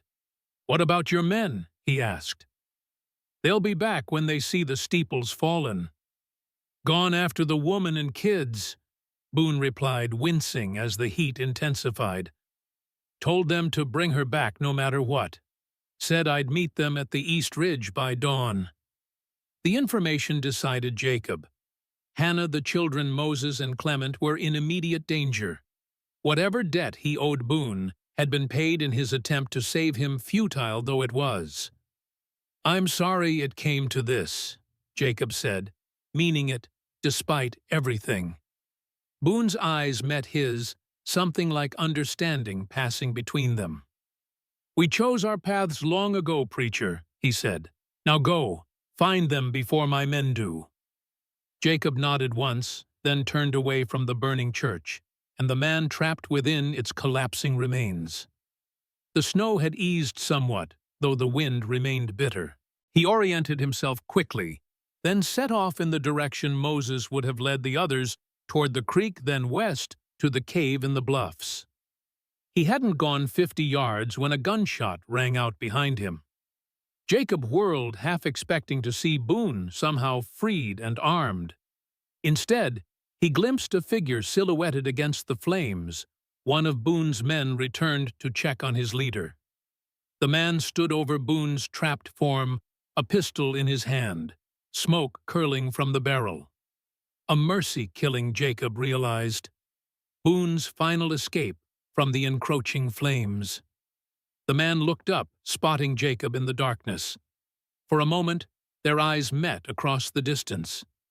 Then the man deliberately turned away, disappearing into the swirling snow in the opposite direction. Jacob stood frozen for a heartbeat, processing what had just occurred. Then survival instinct reasserted itself. He needed to move to find the others before the remaining men did. The land papers were secure inside his coat. Boone was dead.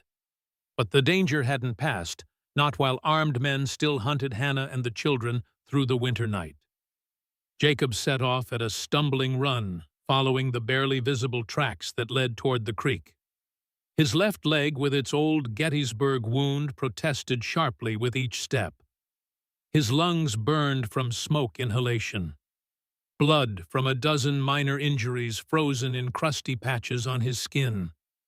But he moved forward, driven by a purpose stronger than pain or exhaustion.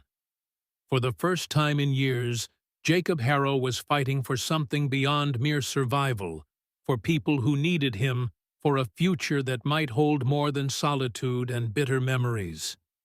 The storm was his ally, now obscuring his tracks, as he followed the faint trail left by Moses and the others. He moved as quickly as his injuries allowed, scanning constantly for any sign of pursuit. Twice he thought he heard voices carried on the wind, but they faded without materializing into tangible threat. After what felt like hours, but was likely less than one, Jacob reached the creek.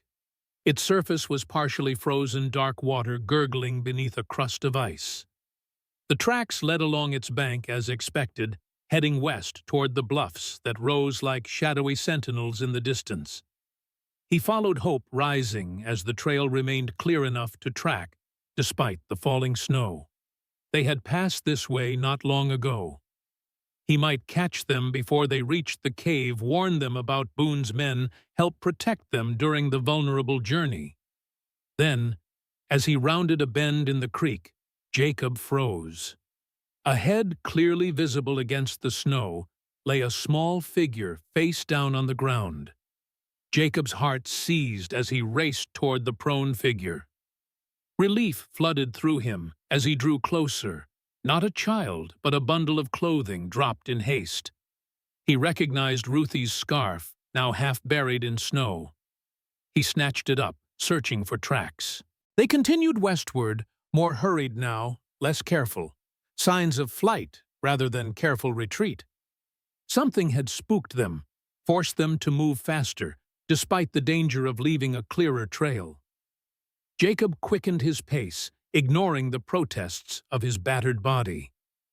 The land papers crinkled against his chest, with each labored breath a reminder of what was at stake.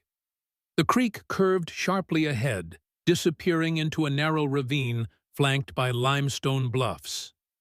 The cave he'd mentioned to Moses lay at the far end of that ravine, a natural shelter he'd discovered years ago while hunting. A gunshot echoed through the night, followed by another. The sounds came from the direction of the ravine.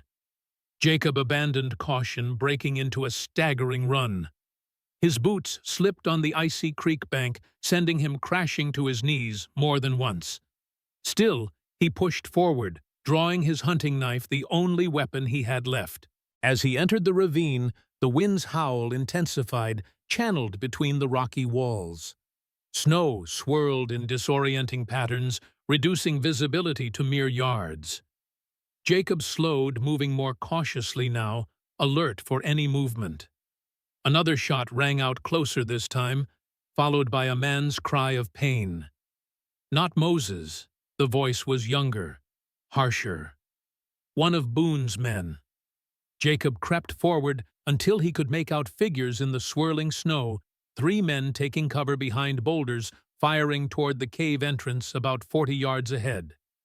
From the cave, occasional return fire flashed, but it was sporadic, defensive. Moses and the others had reached the shelter, but they were pinned down.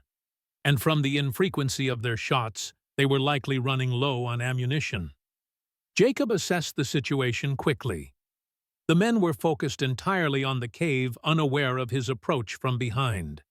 He had surprise on his side, but little else. 3 armed men against 1, with only a knife, were not favorable odds. Yet there was no choice. Every minute the siege continued was another minute Hannah and the children remained in danger. Another minute for reinforcements to arrive. Another minute for the bitter cold to claim them all. Jacob moved silently closer, using the storm and the men's distraction to his advantage. He picked his target, the man furthest from the others, partially concealed behind a fallen log. As another exchange of gunfire erupted, Jacob closed the final distance and struck. His first blow was silent and lethal, the knife finding the junction of neck and shoulder with terrible precision. The man collapsed without a sound, dead before he hit the ground. Jacob claimed his revolver, checking to find 3 bullets remaining. Better odds now. 2 against 1, with the element of surprise still intact. The second man died, never knowing what hit him, a bullet to the back of the head, as he reloaded his rifle. The third, however, heard the shot and whirled in alarm. His rifle came up as he spotted Jacob advancing through the snow. They fired simultaneously. Jacob felt the burn of a bullet across his side, a searing line of fire that nearly drove him to his knees. His own shot struck more centrally, sending the man staggering backward, clutching his chest. But he didn't fall. Instead, he steadied himself against a boulder, raising his rifle for another shot. Jacob's stolen revolver clicked empty when he pulled the trigger again. For a heartbeat, they stared at each other across the snowy space. 2 wounded men in a desolate ravine, their breath clouding in the frigid air. Then Jacob charged, closing the distance before the other man could fire again. They collided violently, the rifle discharging harmlessly into the sky as they grappled. Despite his wound, the man fought with desperate strength, landing blows that sent waves of pain through Jacob's already battered body. Jacob's knife had been lost in the initial attack. He fought bare-handed now, every move fueled by the knowledge that Hannah and the children were just yards away, depending on him to clear the path to safety. The struggle ended abruptly when Jacob managed to force the man's head against a sharp outcropping of rock. There was a sickening crack, and the man went limp. Jacob stood shakily, blood seeping through his coat, where the bullet had grazed his ribs. He collected the fallen weapons, a rifle with 2 rounds remaining, and a revolver with an unknown number, then staggered toward the cave entrance. "Moses," he called hoarsely. It's Jacob. Don't shoot." For a moment, silence answered him. Then Moses's deep voice responded cautiously, "Step forward where we can see you." Jacob moved into the open hands partially raised, despite the weapons he carried. "The men are down," he reported. "3 of them. There may be more." Moses emerged partway from the cave, his own revolver still at the ready. When he confirmed Jacob's identity, relief washed over his weathered face. "Thank the Lord," he breathed. "We thought you were lost when the church collapsed." "Nearly was," Jacob admitted. "Boone." "Dead," Moses replied, reading the question accurately. "We heard the shot." Jacob nodded, suddenly overwhelmed by exhaustion now that the immediate danger had passed. He swayed slightly, and Moses moved quickly to support him. "You're wounded," the preacher observed, noting the blood staining Jacob's coat. "Just a graze," Jacob assured him, though the pain suggested otherwise. "The others, inside. Safe for now. The doctor's looking after Mary. Her fever broke during our flight." Moses helped Jacob toward the cave entrance. "Hannah's been beside herself with worry for you." The cave was shallow, but deep enough to provide shelter from the wind and snow. A small fire burned near the back, casting flickering shadows across the rough walls. Hannah sat beside it, Mary cradled in her arms. Ruthie slept fitfully nearby, wrapped in what looked like Moses's coat. Clement was tending to Asa, who sat propped against the wall, his face pale but alert. When Hannah saw Jacob, she handed Mary to Clement and rushed forward. "You're alive," she whispered, her voice breaking. Without hesitation, she threw her arms around him, heedless of the blood and grime that covered him. Jacob stiffened in surprise, then slowly returned the embrace. How long had it been since anyone had held him like this, since he'd allowed himself such simple human contact? "The papers," he said, remembering his purpose. He reached inside his coat and withdrew the oilcloth packet, now blood-stained but intact. "They're safe." Hannah stepped back, taking the documents with trembling hands. "I thought you were dead," she said, her eyes searching his face. "When we heard the church collapse, takes more than a falling steeple to kill a stubborn old soldier," Jacob replied with a faint smile that didn't quite mask his pain. Clement approached his medical bag in hand. "Let me see that wound," he said firmly. As the doctor examined and dressed his injury, Jacob noticed Asa watching from across the cave. The boy's right arm was bandaged, a red stain visible through the white cloth. "What happened?" Jacob asked, nodding toward Asa's wound. "One of Boone's men caught up to us just before we reached the cave," Moses explained. "The boy took a bullet, meant for his sister." Jacob met Asa's eyes across the fire. The boy straightened slightly under his gaze, something like pride visible through the pain. "You did well," Jacob told him simply. Asa nodded once, accepting the praise without words, but clearly valuing it. When Clement finished bandaging Jacob's side, he stepped back with a frown. "You've lost blood. Need rest. Food too, if we had any." "There's jerky in my coat pocket," Jacob said. "Not much, but something." Moses distributed the meager rations while Clement checked on Mary. The infant was awake, but quiet, her breathing easier than it had been at the church. "The fever's broken," the doctor confirmed.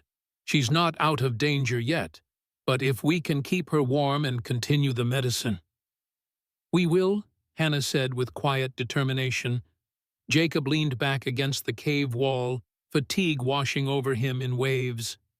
Now that the immediate crisis had passed, the full extent of his injuries made themselves known: cracked ribs, possibly from Boone's blows, the bullet graze along his side, countless cuts and bruises, and beneath it all, a bone-deep exhaustion that threatened to pull him into unconsciousness.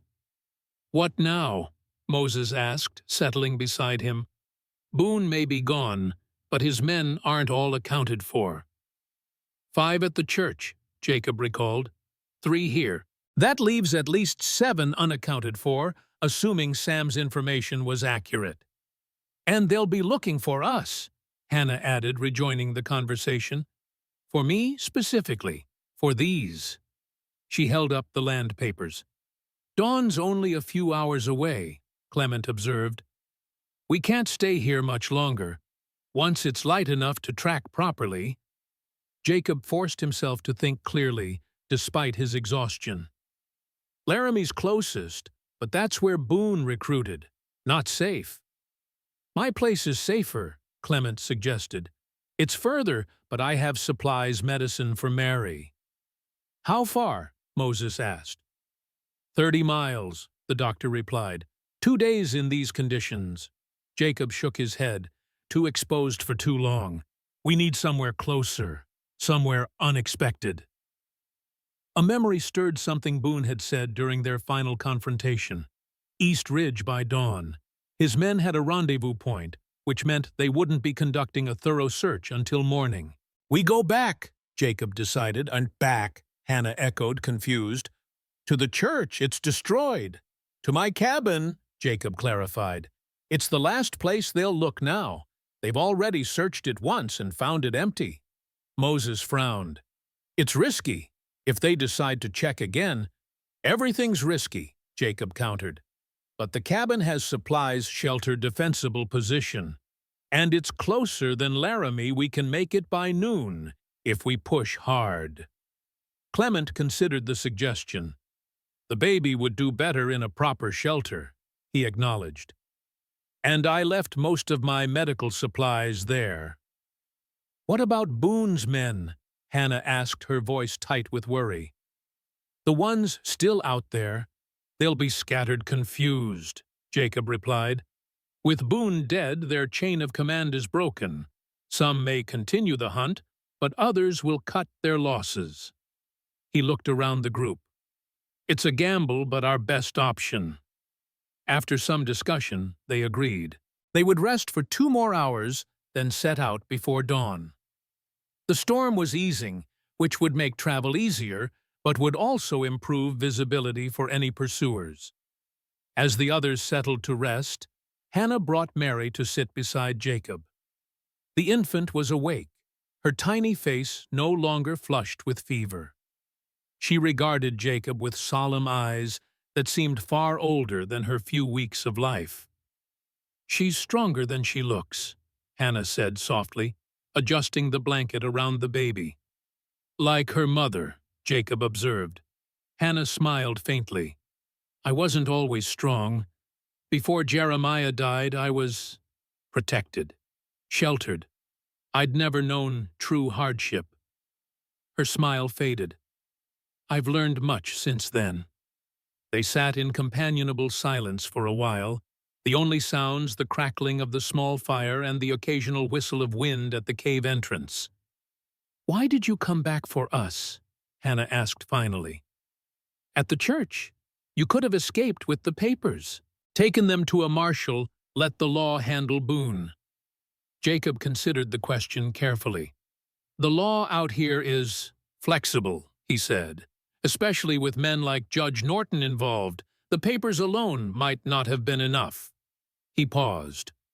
And I made a promise. To who? To myself, Jacob admitted. After Sarah and Emma died, I made a promise I'd never stand by while innocence suffered if I could prevent it. His mouth twisted in a humorless smile. I broke that promise once, with the riders. Walked away when I should have stood firm. Hannah studied his face in the firelight. What happened? Jacob was silent for so long that Hannah thought he wouldn't answer. When he finally spoke, his voice was low, weighted with memory. After the war, many of us couldn't settle back into civilian life. The things we'd seen done, they changed us, made peace feel foreign. He stared into the flames. Boone gathered a group of veterans called us the Riders of Justice. I said the territories needed men who understood discipline, who could enforce order where formal law hadn't reached. Vigilantes, Hannah supplied. Jacob nodded. At first, we truly sought justice, tracked outlaws, protected settlements, escorted travelers through dangerous country. We felt purposeful again, needed. What changed? Boone changed, Jacob said. Or perhaps he was always that way, and I was too blind to see it. He began targeting anyone he deemed undesirable immigrants, primarily. Chinese laborers, Mexican farmers, said they were stealing jobs' land. His face hardened. We became the very thing we'd once fought against, men imposing their will through violence, answerable to no one. He fell silent again, the memories still painful after all these years. There was a farmer, he continued finally, Miguel Rodriguez. Boone claimed he'd stolen horses, but the evidence was flimsy. I argued for turning him over to the territorial court in Cheyenne. Boone overruled me. Jacob's hands clenched involuntarily. They hanged him while I watched, too cowardly to stop it. You left after that, Hannah guessed. I left, Jacob confirmed. Rode away, told myself it wasn't my responsibility.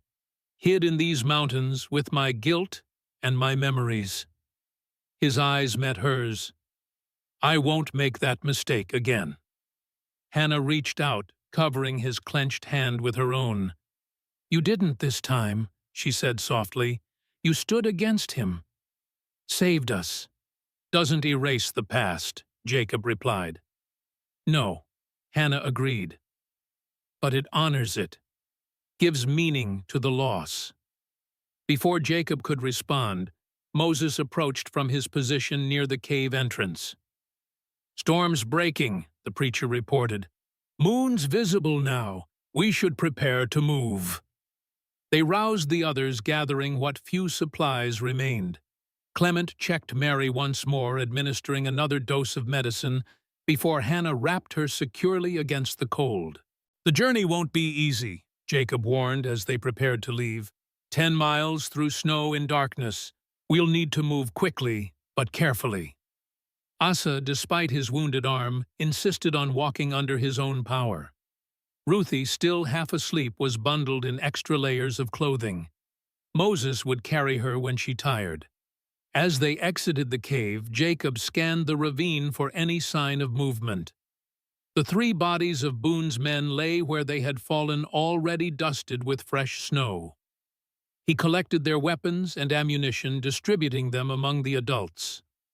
The sky had indeed cleared somewhat, revealing a 3/4 moon that cast blue-white light across the snow-covered landscape.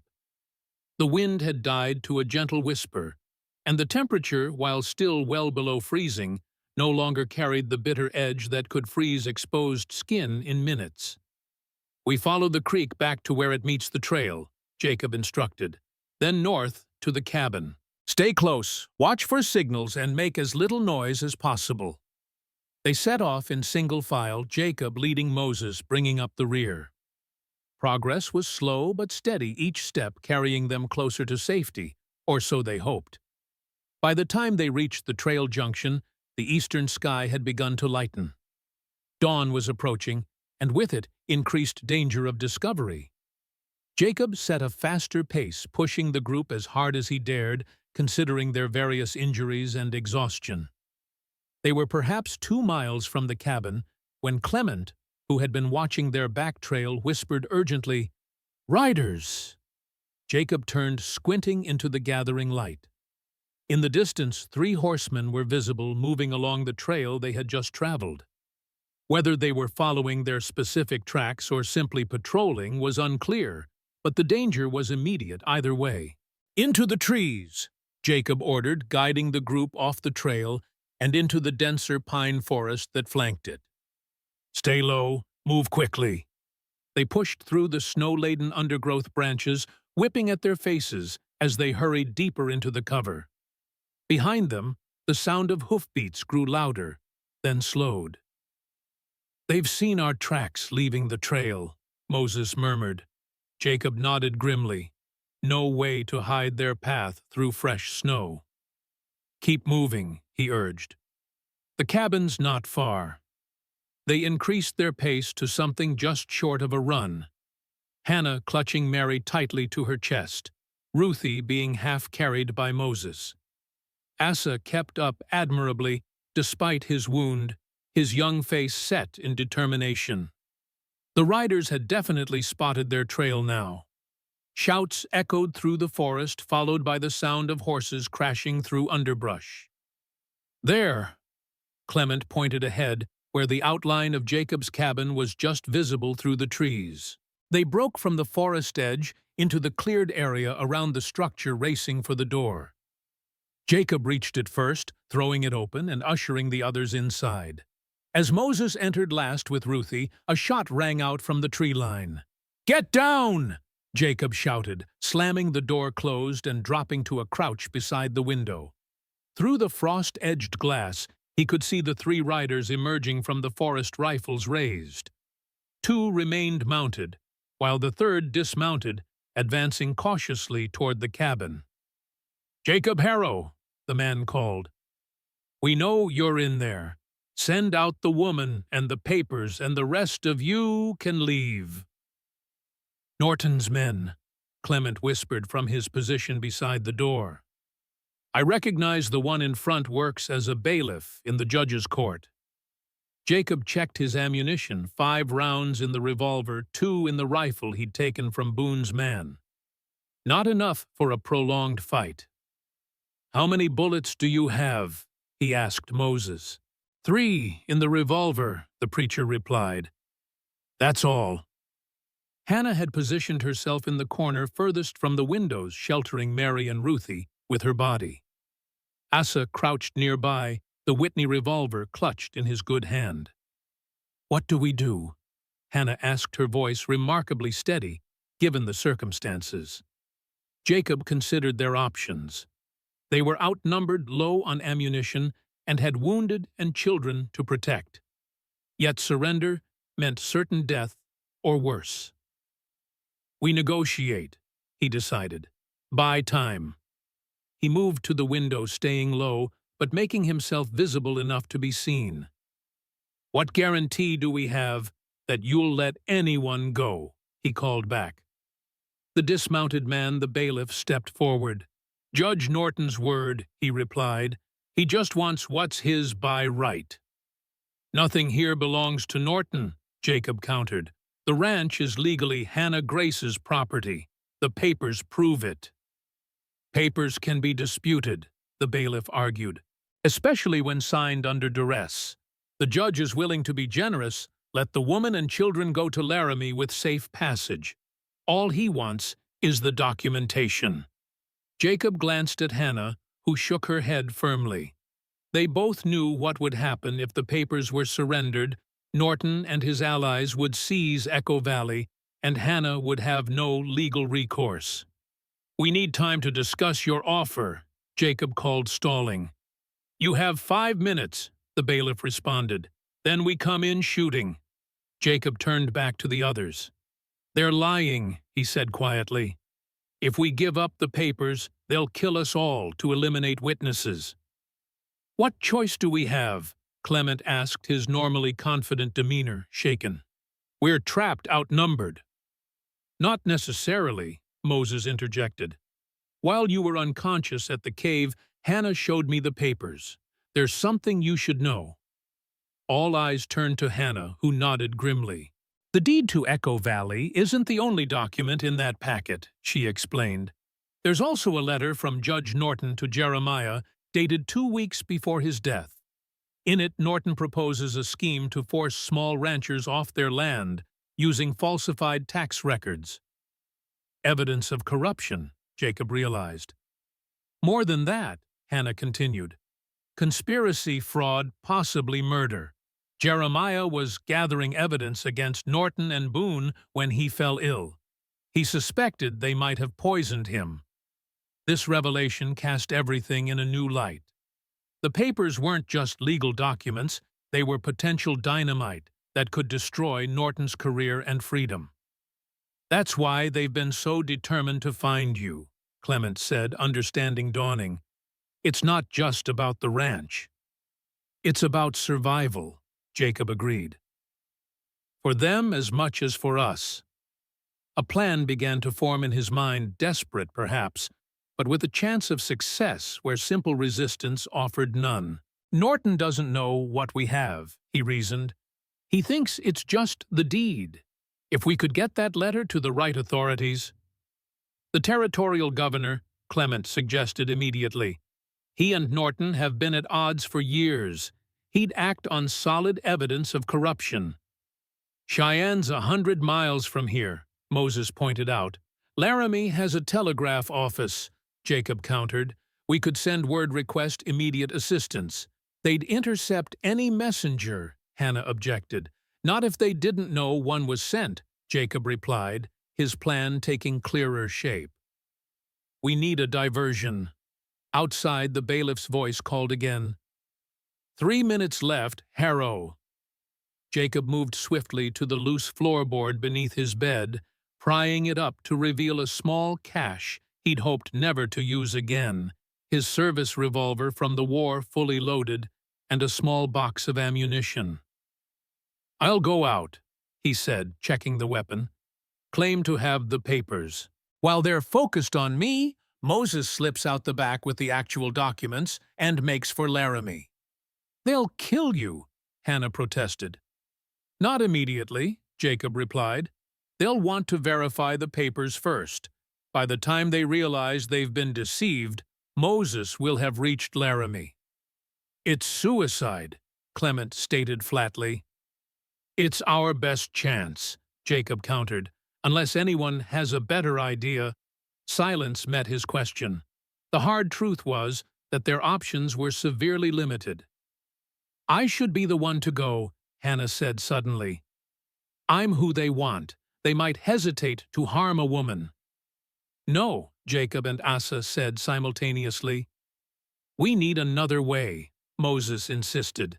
Jacob was about to respond when a familiar sound caught his attention, hoofbeats, but not from the direction of the 3 men outside.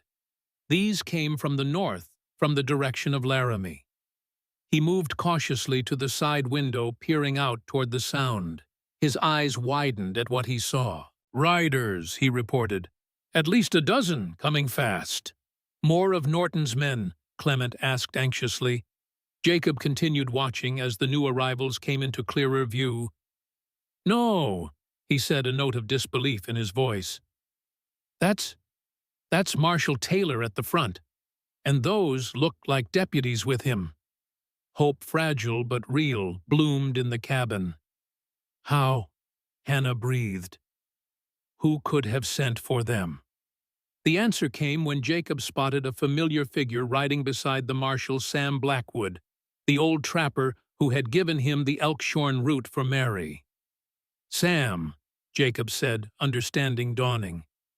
"He must have gone to Laramie after we met on the trail, realized the danger and fetched help." They watched as the marshal's posse approached the 3 men outside the cabin. Brief words were exchanged, too distant to hear clearly. Then, to Jacob's surprise, the bailiff and his companions surrendered without resistance, hands raising slowly into the air. "They're giving up," Moses observed, incredulous. "Hired guns," Jacob explained. "Loyal to money, not causes. With Boone dead and the law present in force." The tension that had gripped the cabin began to ease, though none of them quite believed their ordeal might be ending.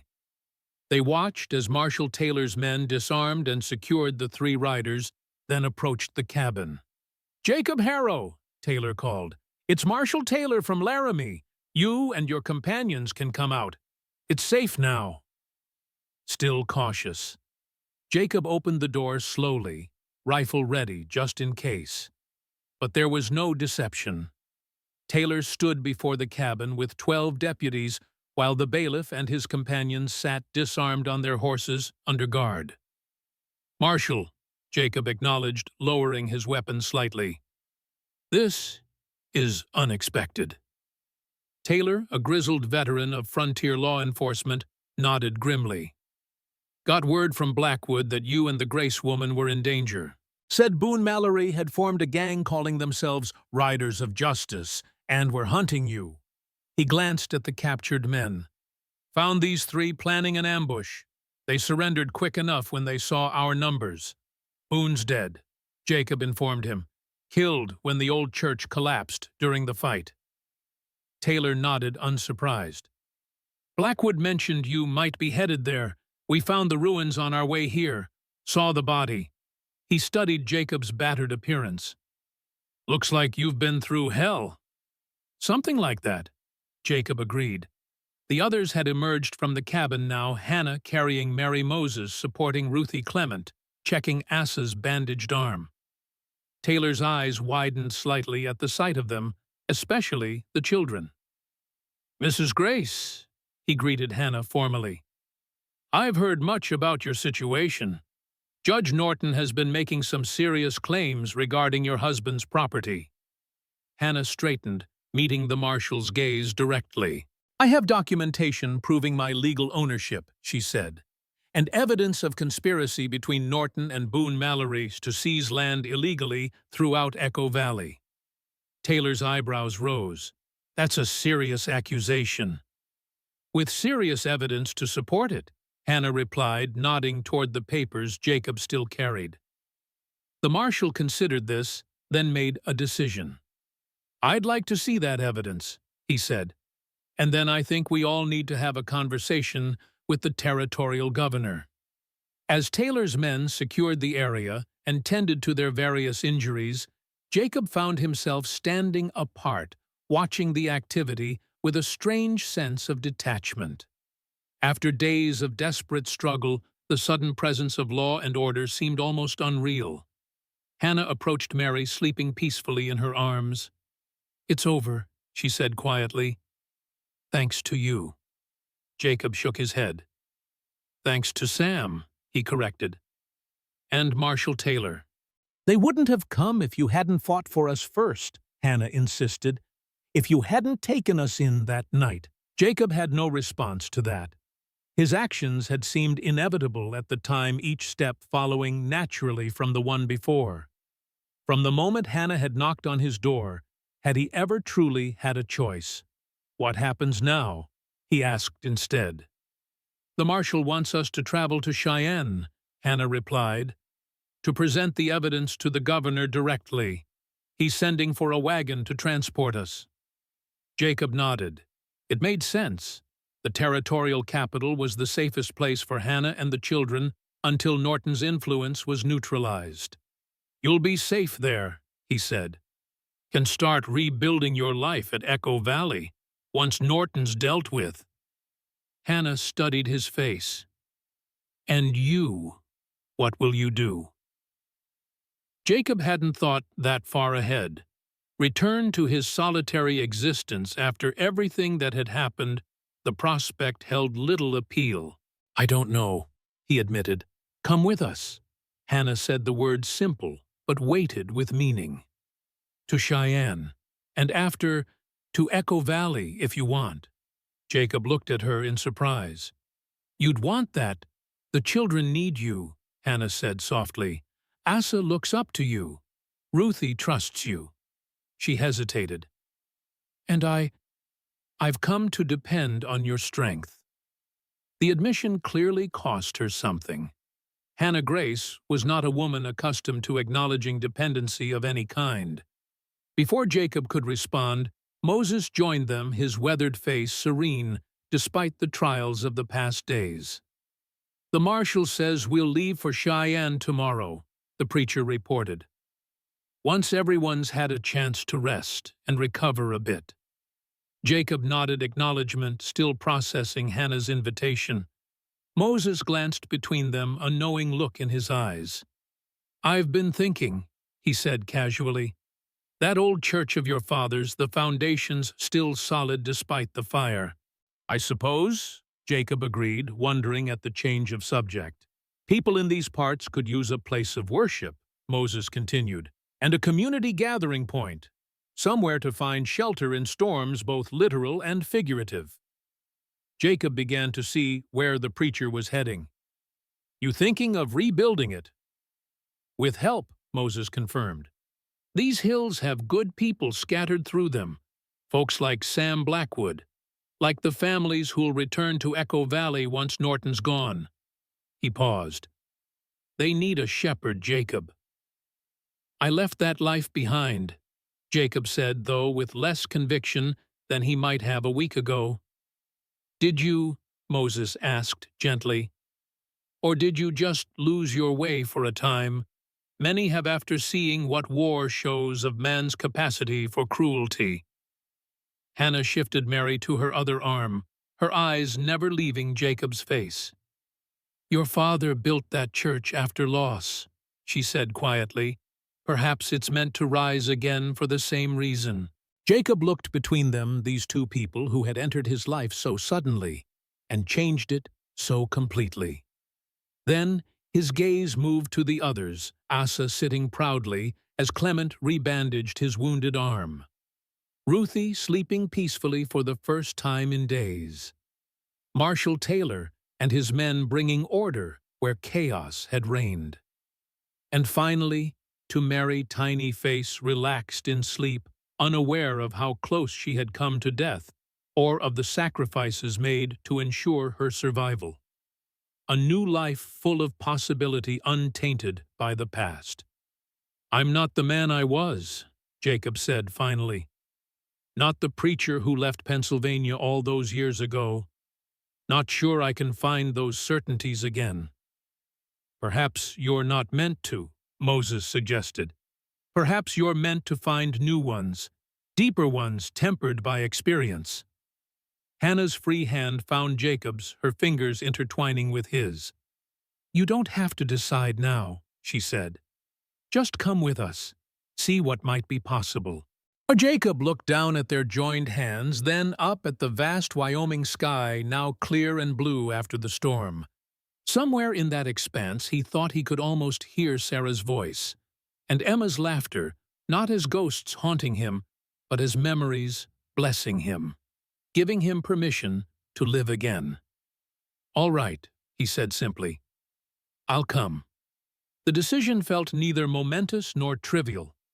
Just right, like a key turning in a lock, too long unused.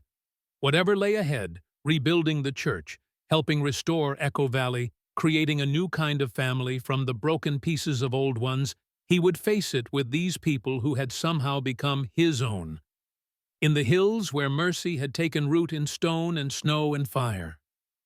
Jacob Harrow, once a man alone, had found his purpose, not in vengeance, not in mere survival, but in love, in family, and in the fierce, holy promise to protect what had once come to him in hunger and now stayed out of choice. It was enough. It was everything. End of Part 5 story complete.